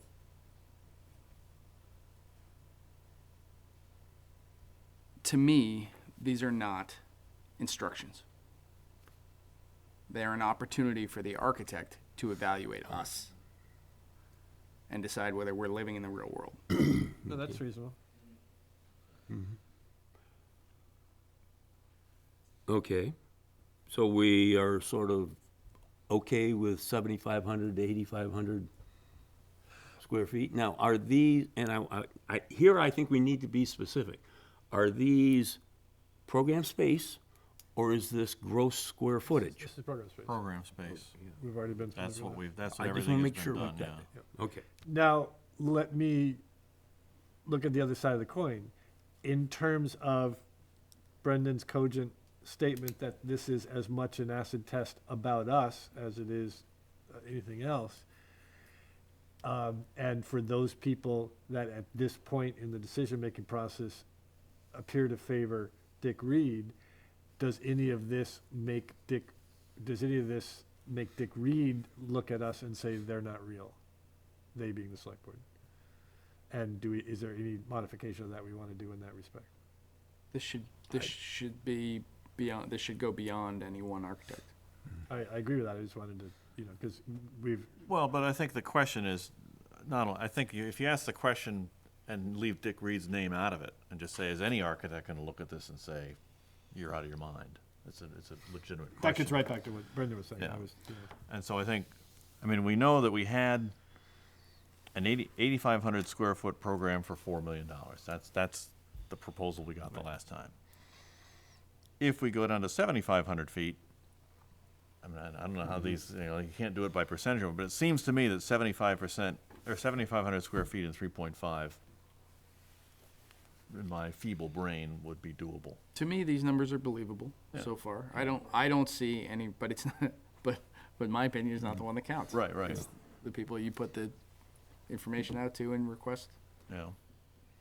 And we need to keep in mind, and probably you provide some specificity, you've said 14 parking places, but we also have a constraint that we can't redesign that intersection right now. That may come down the road, but it's not gonna be part of this project. So, whoever's gonna take this on has to understand that that intersection is as it is for now, but could easily change some number of years down the road. I'm sorry, but are you taking the concept of intersection and going up towards the post office with that and calling that intersection as well? I mean, that's fair game, and that doesn't have anything to do with the Up to intersection. the post office. Yeah, parking on the other side of Memorial Park. Oh, you I mean mean, I don't- redesigning where Lime Rock goes Yeah, I mean, out and put parking No, up? no, I'm not saying I that. don't- I'm saying, we've seen, Dick's design Yeah. included inset parking, parallel parking, which some people are fine with, some people are not. Coming in, encroaching a little bit, I would say all within the public right of way, on the Memorial Park side. But I just want to make sure that your conversations about the intersection have nothing to do with the parking. You brought up the intersection with regards to parking, and I don't know why those aren't two different worlds. The 14 spaces that we just talked about on Lime Rock Street. Right, which Rockport owns, Yes, yeah. that's what I'm talking about. And those are the only ones I'm talking about, because any change on Union or Russell, you know, is within the purview of the state, giving us permission to do things like that. Am I clear? I don't know, am I being clear? I might be confused. Rick, in your understanding of things, can we put parking spaces on, Russell. on, no, no, yeah, Union? on Union Street? They're already there. They're already there. Yeah. Well, but for example, further up. could we put angle parking spots in there? Cut it Not without, apart. I don't think we could do it without permission from the state. Would have Why are we assuming that we know how to do this correctly and not providing to the architects the requirements? If you want to do it in terms of X number of parking spaces, I hope we would find some way to communicate to them that this community does not feel that all parking spaces are the same. We're equal, yeah. I mean, the easiest thing in our specifications is for the architect to provide at least as many parking spaces, create at least as many new parking spaces as the Yeah. thing that went to the vote. Well, then we're up into the 20s. Because you had 5 or 6 spaces on Union, you had 4 or 5 on Russell, you know, that were added on. Yeah. Well, those are, there's 4 already on Russell that are there. The spaces that are on Union Street are already there. The difference was, what Dick's plan was, he indented them or moved them into the park a little bit, and so that changes, you know, but the spaces are still there. It was the addition of those 14 spaces on Lime Rock Street was, you know, pretty significant, but it does, as I've, you know, gathered from talking to people, it's the fact that it's not a parking lot, it's a street with parking spaces on it, and so that becomes a problem for people. So if there was a way of creating those 14 parking spaces without it being part of a street, you know, being part of the street, it would improve the parking. I think all we do is tell them, Yeah, I we don't, need at least as many parking spots as we had. And Right. let them, let them figure it work out. with it. Again, I want to address specificity here. When you say as many as we had, in the Reed proposal, or what are there now? The Reed And the proposal, pre- for me, it's the Reed proposal, Okay, because that improves You the have that parking. number. 14. Well, I would say you should be predicating this on what we have at the temporary spot. Because if you go to 14 spots, that's less than we have now. But there's But no that's- parking that's- on Route 1 down where you are. There is no parking on Route 1. Yeah, that's apples and oranges. You have a wide open sort of, I understand Yep. that, but we will have more than 14 cars there a couple times a week. and you have, you know, 60 spots within X amount of, you know, that whatever that thing was. So able-bodied people can get to what we want to protect, I think what we're discussing in terms of these very close by, very adjacent parking spaces are physically and emotionally safe parking for people who want to and find that necessary. And then able-bodied people can be in back, you know, below the Opera House, et cetera, et cetera. Yeah, but I think part of why this failed last time was because of the parking. I agree with you. Yeah. But what aspect of the parking? Well, yes. I would say that you were right to say not all parking is created equal, and I think that the value of the ones that were on Russell and Union, I don't think people really thought of those as being good parking. Better, yes. People that were sensitive to that, I agree with you, did not. Yeah. Yeah. And again, I would just say that take this for what it's worth. I don't get to make this decision. I'm just putting it out there. We have 23 parking spaces at the temporary place. When the poetry group meets or the French group in the summer, you put those in there with the regular people we have now, and we're close to filling that lot twice a week. for a couple hours at a time. Right. So going from that to the 14 designated spots on Reed's plan and then the street parking may not be enough. So what we're looking for is the actual number of how many spots Reed's proposal added, and using that as a baseline for the next go around. Is that Okay. Brendan? Is that accurate? I thought that's what you were asking. Then Reed added 14 spots plus one extra, I believe, one handicap spot. We did not count the drop-off spots as parking spots. They were 5 minutes. And then I think all total, with the on-street parking and those 14 spots, there were 24. Redesigned or new parking. Give me a second and I can count them for you. Well, we But- could give them a couple of different numbers. The angled parking spots are important. Well, yeah, those were the So parallels. I think we need to have, Somebody's they need to give phone them that number as a, no less than, and then a total spot number as a no less than, and the total spot number could include the parallel parking spots. But it would give an architect an opportunity to say, I can give you more angled parking spots if I plan things a little differently, or I can configure it differently, and we have to give them, I think, the latitude to use more of the park. I said that the other night. This is library donated land, and if parking is important to people, we have to give people the opportunity to, or the architects the opportunity to say, I need to use more of the park. Okay, Yeah, it was 24. okay, 24 total? yep. 24 total. There were 14 on Lime Rock Street. There were 5 on Union, and there were 5 on Russell. Okay. So the ones on Union and Russell are all parallel parking spots? Yes. Well, I'm okay with saying minimum of 14 angle spots and minimum of 24 total.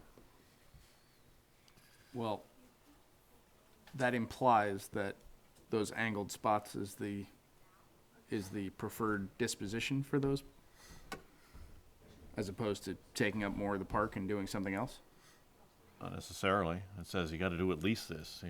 I mean, I think we give them these numbers, but we also state at the outset, parking is important to the patrons of the library, and give them the opportunity to say, hey, I can get you 6 more, I can get you 20 angle spots, and here's my plan to do it. No, it's the angled part that I'm driving at. It implies that to me, the wording, at least 14 angled spots, implies that you want angled spots. Right. And you feel that that is what we I want. think we need that. I think we But need that again, for now at least you're, some now people. you're I telling did- designers how to design. I'm telling them that's, as I think it's said, based on welcoming the parking is design we important. had gotten Parallel before, parking too. is not welcoming for a lot of people. Okay, so let me ask you, if we had an architect come up with 10 incredibly, parking spots that could all be passed as handicap things, and then said, the rest of you guys go park down somewhere else. Is that a success? I don't think so. I don't know the answer to that, but I mean, if we had 10 that nobody could complain about. I think the public would say that's not enough. That's my They'd opinion. only Run into a see big perception space. problem. I think it would be a very tough sell to. I mean, as much as I may agree that there is within an acceptable walking range for folks like myself, and even with my kids, there are acceptable parking abilities, but you're going to run into a big perception thing. And, if we can mitigate that by having just simply more of the good parking, if we can get it, hell yeah, we should get it. I mean, as much really. Hell yeah, we should for sure. I mean, If we can get it. It goes back to your Brendan and Jeff's presentation, final filter. I think this is a final filter item, I really do. Yeah. For a lot of people. And the perception would, it would just drive, that's going to be There's another- extremely tough sell. There's another piece to that, which is that if you don't believe it'll pass, we're supposed to go back and revisit whatever decision caused it to not be possible. If you get to the point where this parking issue is going to prevent what we're talking about from passing, we've got to go back and solve it somehow. Well, that's, I think if we put these numbers in, if the architects can come back and say, I can't do this, then you may be Then we right. have to go back and revisit. And that's why I'm very comfortable with Ken's, our baseline should be, to start off, should be what Reed and Company came up with. And then please let me know when we're done with the parking. I have a similar topic, but it's around the intersection when we're done with parking. So understanding that that was perceived to be inadequate, why would we not go further? Can I throw that out there? Is that I think that if it was simple for Reed and Company to gain more parking spaces, they would have. If we give them, this is our baseline, you cannot go lower than this, but we're gonna give you more flexibility with the park. So get as much as you can get out of that, out of whatever flexibility we give you. So find some more parking, find a way to bump that number from 14 designated to 18, 20 designated. Please do, but we cannot, this is our lowest threshold, but with specific guidelines to really, really try to bump that number up. All right, so in the same way that we're gonna stress that coming in at the lower end of the cost band, that opportunities to achieve more parking, I forget what phrase you used, but like emotionally and physically safe parking Yeah, welcoming. is an important premium. Some way of communicating that Yeah, in this document. That's a good way to do it. Okay. Valet parking. You wanted Probably to cheaper. talk on the intersection? Yeah, I just had a thought, and I know the state moves slow, and I am under no illusions that they would somehow do this in conjunction with us and that we would get it all done at the same time. However, I think that if we could put some energy and effort into trying to interface with the state, it would be useful to figure out, generally speaking, what would they like our portion, the library portion, to look like to fit into what, generally speaking, they would do there. Because what I don't want to do is like tear up something that we put money in to make look all pretty. If we have general guidelines, knowing that they're not going to do it for 1 to 2 years or something, then we can at least prepare for what that's going to look like on the portion that we already own. And Yeah, on the intersection, and we've started to work on that piece. But on the intersection, the only thing, with the intersection, the only thing the state is gonna be concerned really with is where the road intersects with Union Street. And in my conversations to Will, the further you go up Union Street, the happier the state is gonna be, and the further down Union Street, the less happy they're gonna be, because of sight distances. So, then when you're talking about parking on Union Street, changing parking, they're gonna wanna get involved in that, but I don't necessarily think it's that long of a process, because they would like to see the intersection improved, because it's been a problem for them. So I don't know that it would be that long a process, but I do agree, it definitely has to not be part of it shouldn't be rolled into the library. And I'm fine with that. All I was basically saying was if we're gonna dig it up, let's at least try to put it back together with something that fits with what we're trying to do, knowing full well that the state will do something. But if Right. we can make them happy Right. with our portion of it, I just think it would be preferable. I know Will it's on his agenda to work on, but in the past several weeks, he's been working on the Mount Pleasant Street, Other issues. the other issues, yeah. Would it be appropriate to say a minimum of 14 dedicated on-site, off-street parking spaces? When you get to off-street, it becomes very difficult. What do you consider On-site, off-street? off Union Street. Yeah. So Off Union Street is Or somewhat off- different, yeah. I think that one of the problems that after listening to people, because Lime Rock Street is a street, and having the parking on the other side of Lime Rock Street they're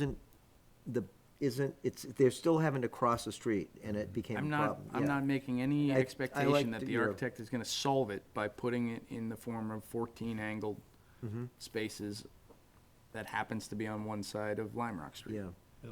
If there's another way. Linda. You raising your hand or stretching?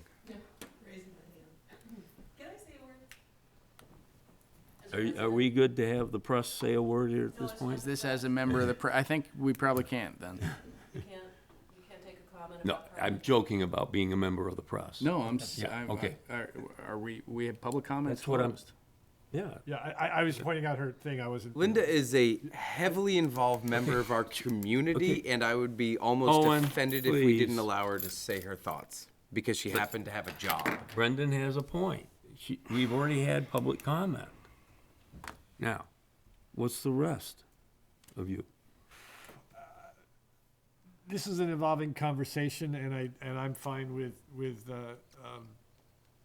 sporadic input from. I think a brief public comment is fine at this stage. She stayed this late. It's, This may be a reason to keep other people to Maybe stay you're speaking down. as a Pathways Committee member. Well, possibly. Possibly. All right, Cool with it? Okay. I guess, yep. I just, because this actually. I've only had one objection, so. This, what you guys are talking about, the parking, it takes me back years to when I was unloading the kids in front of the library, 2 in baby seats and a pile of books, and the street was at an incline, and the door would keep shutting, and you'd try to get the kids out, and one would be running, and it was hell.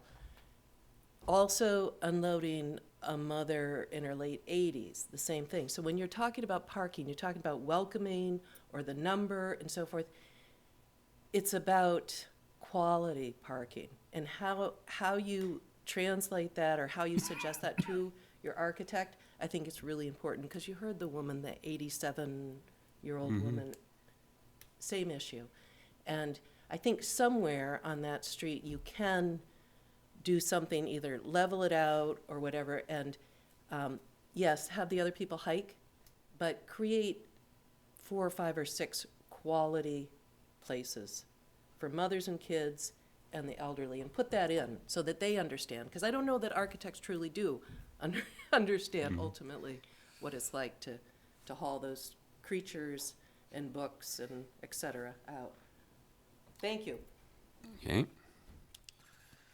I had a different thing that I wanted to throw out for discussion purposes is I like the idea, especially if we're going to allow more flexibility on the park end, to see if the goal could be to have angled parking or whatever the best type of parking is on the library side of Lime Rock versus the other side. I think that at least putting that into the document, hey, if you can figure out a clever way so people don't have to cross the road, that would very much be preferable to get to some of that quality parking that we're talking I about. think if we just talk about 14 angle parking spots and don't be specific about it, that they'll, if they can do it there, they will. But Just letting them know that if, hey, put your brain power to seeing if you can make it work there, I think is worth a sentence. So we heard from a member of the community who I mean, I don't know this to be true, but I take her at her word, that there are at least a handful of people in the neighborhood who are interested in the prospect of that no longer being a street. So I don't want to prejudice the architect to any one parking solution. In the same way that I don't want to prejudice them to, we want you to use Marvin windows. They are supposed to be the experts in this. And if you describe to them what your requirements are, as opposed to how things are disposed, I have a picture in my mind that one of the first things we would do once we've selected whoever it is that we're going to hear from would be to see nothing more than the disposition of structure, the disposition of exterior, inhabitable space, and the disposition of parking. And that would be coming from them, not their interpretation of what we mean by angled parking. Okay. One thing to keep in mind, you raised the point about closing off the street. Again, so I wouldn't say that we should do that, but if it's within the realm of possibility, if consuming that park is within the realm of possibility, if moving the entry, keeping Lime Rock Street, but moving the entry to a parking lot up closer to the, we should make sure that they understand what tools and resources they have to work with. Well, certainly they should understand that they have, the park is at their disposal. Yeah. But at the same time, we would probably want to make a statement that we'd like to retain at least some green space or something like that. But certainly that they can feel free to use that lot as they see to benefit the library, because that's what it's there for. That was within their purview the first time around. It was, and I don't know, I don't recall what we said about green space the first time around. We I didn't. think We just said that We didn't. I the was whole at, area was available. yeah, I was at an architectural walk that the whole ad hoc committee went to, and they had their own ideas and their own disqualifications about utilizing the park. So, they made the decisions they made. That team did. But I think, I thought I vaguely remembered something that retaining green space was something we put down. I could totally be wrong, but I thought we, It was a priority. yeah, I think it was. I mean, low on the wasn't rankings, number but one it definitely priority, made but- it to the, we would like to keep some The green thing that we did space. say is the memorials had to be retained. Yes. Right. But that they could be moved, which we But would they say had to again. be retained in a respectful way. Right. No one's going to bust that, and no one's going to bust. No one's going to concrete. There's no future in putting asphalt on the entire thing because they know it's not going to pass Yeah. this muster. But Okay. so how can we be most helpful to them? This is, I know it's Well, we still haven't discussed curb appeal. well, but we're still. I think Oh. we're still on this parking thing. We haven't come up with phraseology that allows them full flexibility. Because I don't feel comfortable in saying do 14 diagonal parking spots. That doesn't make sense to me. I mean, let them do what they do well. So we could certainly point them to a public document of Reed's outline of the usage and say parking should be at least as accommodating as this plan.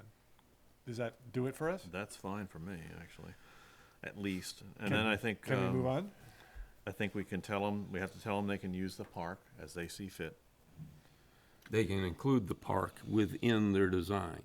Knowing that allocation is perceived to be inadequate by a significant percentage of our community, why not use the word more accommodating rather than at least accommodating? Or accommodating? Fine. And yeah. That's better than my idea. I was going to say, can we put least in bold? So, yeah, more accommodating is fine. And I think we need to say what's open as far as the street is concerned. In the past, we floated the possibility of the street becoming one-way. And I think the idea of dead-ending the street. You're talking is- about Lime Rock? Yeah. Yep. Yep. I think the idea of dead-ending the street that was mentioned tonight is, Can we? I mean, can we really do that without really hearing from all the neighbors? I don't know. I think we can in design. Yeah, we can, and if they come Because back and it's- scream at it's- us, then we change it. It's no different from I don't like brick, I don't like clapboard. I mean, it's not no difference, but I think again the design and the Take 5 minutes. We take 5. I want to continue this part of the discussion while we're still Ken, going I'm on it, sorry. because I need to if we close off, good, go. If we close off Lime Rock, we cannot close it off any further up the hill in the property line. than the property line with 3 Lime Rock Street. Right. That design had 6 or 7 of those spaces across from 3 Lime Rock Street. So if we close that off, we have to provide area for turnaround and parking all within that short stretch that is 1 Lime Rock Street's frontage. We have to fix it somehow. That's not the only way of doing it, but you have to fix it somehow. We are not closing anything off. Right. We're, Are we doing we're taking 5 so we can chat or not? Might as well. We've already established that precedence. Come on up, Jen. No, you need to come.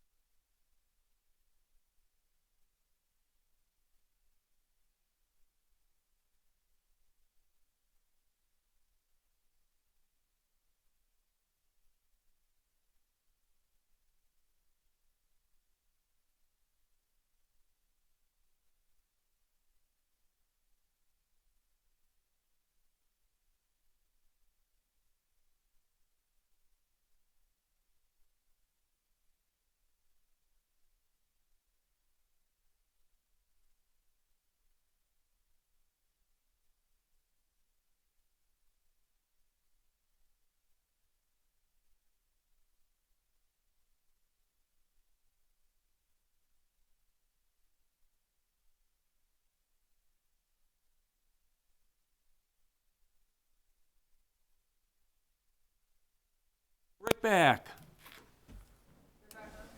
Okay, we're back together. We're still discussing parking. Where do we want to go? Yep.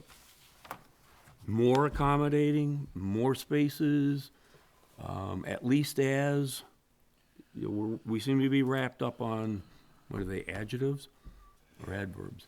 I can't keep them straight. So the specificity is, the purpose of that is to ensure success in the design process. So a narrative that just says, to date, there seems to be a large group of people for whom parking has not been solved. Pay attention. But to they were this. perfectly good with the parking when the library was there. That's not true. I go back No, back to the satisfaction survey that was conducted back in, what was it, 2013 or something, 2012, something like that, which everybody was enthusiastic with the library. But that was a million years ago, and we're in a different place now. So truly, I mean, you can't take that the same way you point out that you can't look at the votes and come to a conclusion about that because everybody on each side claims victories. So taking a breath and leaving that beside, would the parking issue, what we're trying to give to between 0 and 6 architects to come back to us with a good conversation, would the parking issue be taken care of with a narrative that says, we perceive that part of this last plan, part of the reason this last plan failed is that parking was not adequate? Do something different. Does that do it? It certainly doesn't have us tell them what to design. So, I mean, I just gotta say it. It feels totally amateurish to me to direct a group of architects to look at this thing that we had before that really didn't work out and we don't really know exactly why. You give them what you need and you review the solution that they come up with. Okay? How many parking spots do you want?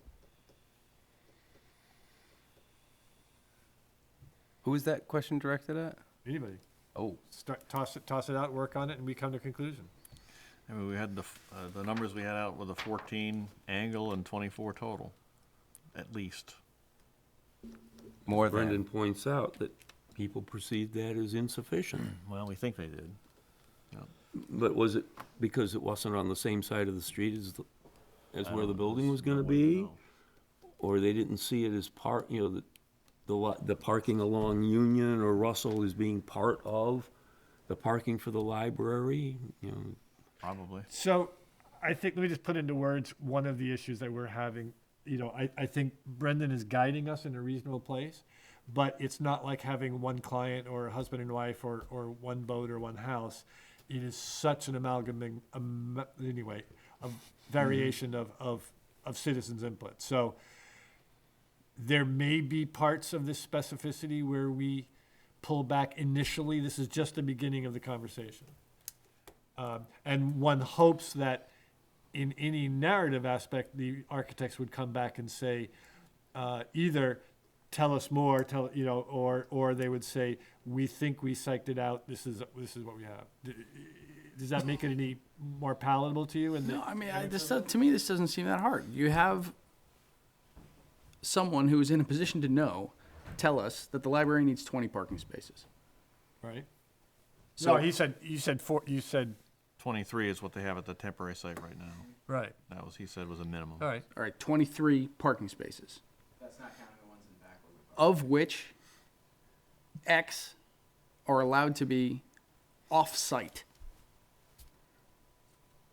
of which Y need to be off-street, on-site, dedicated spots. Okay. I just have that little problem with the word off-street. Because off-street to me means All right, I'll you strike. are, I'll strike the off-street, I mean, or just say off of Central, or off of Union and Russell. off of Union and Russell and Central. I'm good with that phrasing. And I'm sorry, those three things equal off-site? Union, Central, and Russell equal off-site parking. Or, So in other words, on-site is on like street. next door to. Is On-site is something the architect comes up with. Okay. And effectively is along Lime Rock, or in that I vicinity. don't know what they're gonna do with the park. I know.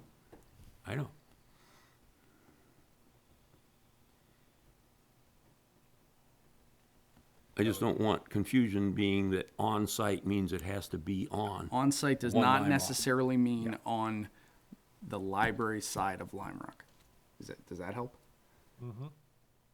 This goes back to my time in Chicago when it said that if it's on-site, it has to be physically on that piece of property. Your garage has to be on-site. All right, on-site means physically on those pieces of property. In that area. Yeah, and I kind of retract some of my desire to have it on after looking at it right in front of the library. It just seems like an unreasonable request that I was saying to try to have it there. So giving them that flexibility makes a lot of sense. Good. Okay. Tired. I hope somebody's written this down. Getting some of it, but Okay. Do we want to move on to the curb appeal issue? Or Honestly, parameter? Yeah, I don't know if it would be healthy right now. Okay. Well, I guess my only comment would be that, I mean, designing the interior space, which Reed did, was, as we have stated, was, I think everybody pretty well agreed that that was a good plan, or, well, a significant number did. Can I start with just for a second, because Bill asked a question which seemed to be a deeper question. Do we want this meeting to go on? You're about to open up a whole nother topic of conversation. Do we want this meeting to go on, or have we, as a group or individually, had it for the night? I've been debating since 9 o'clock this morning. I'd like to go home. I know I've heard that request, is that we terminate at 10 o'clock. And I think we're gonna need 10 minutes to maybe figure out when we're gonna have our next meeting and what we're gonna accomplish at that next meeting and who's gonna be at that next meeting. I'm opening up my calendar. Yeah, obviously, we haven't completed this discussion of parameters. Right, but until we're willing to throw out numbers and phrasing. Dr. Brendan, how do you feel? You don't want to know how. I don't want to know. What would you reasonably like us to do? I'm not going to stay for an aesthetics discussion tonight.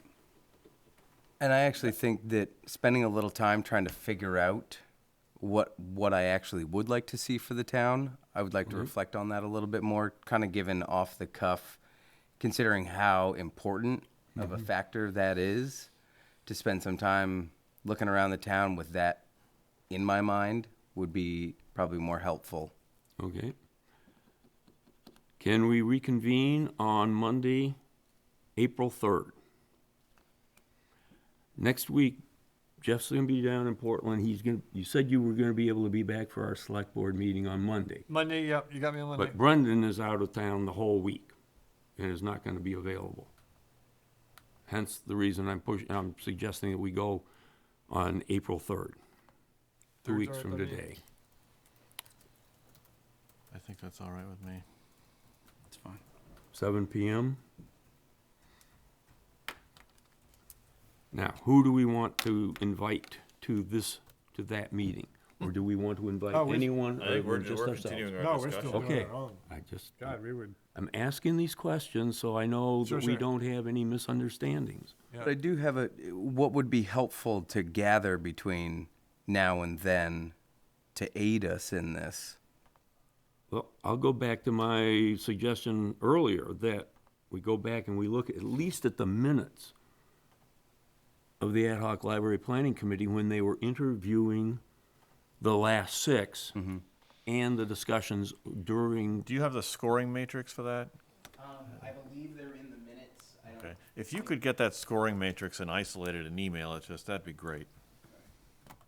I can definitely email you the minutes though. Okay.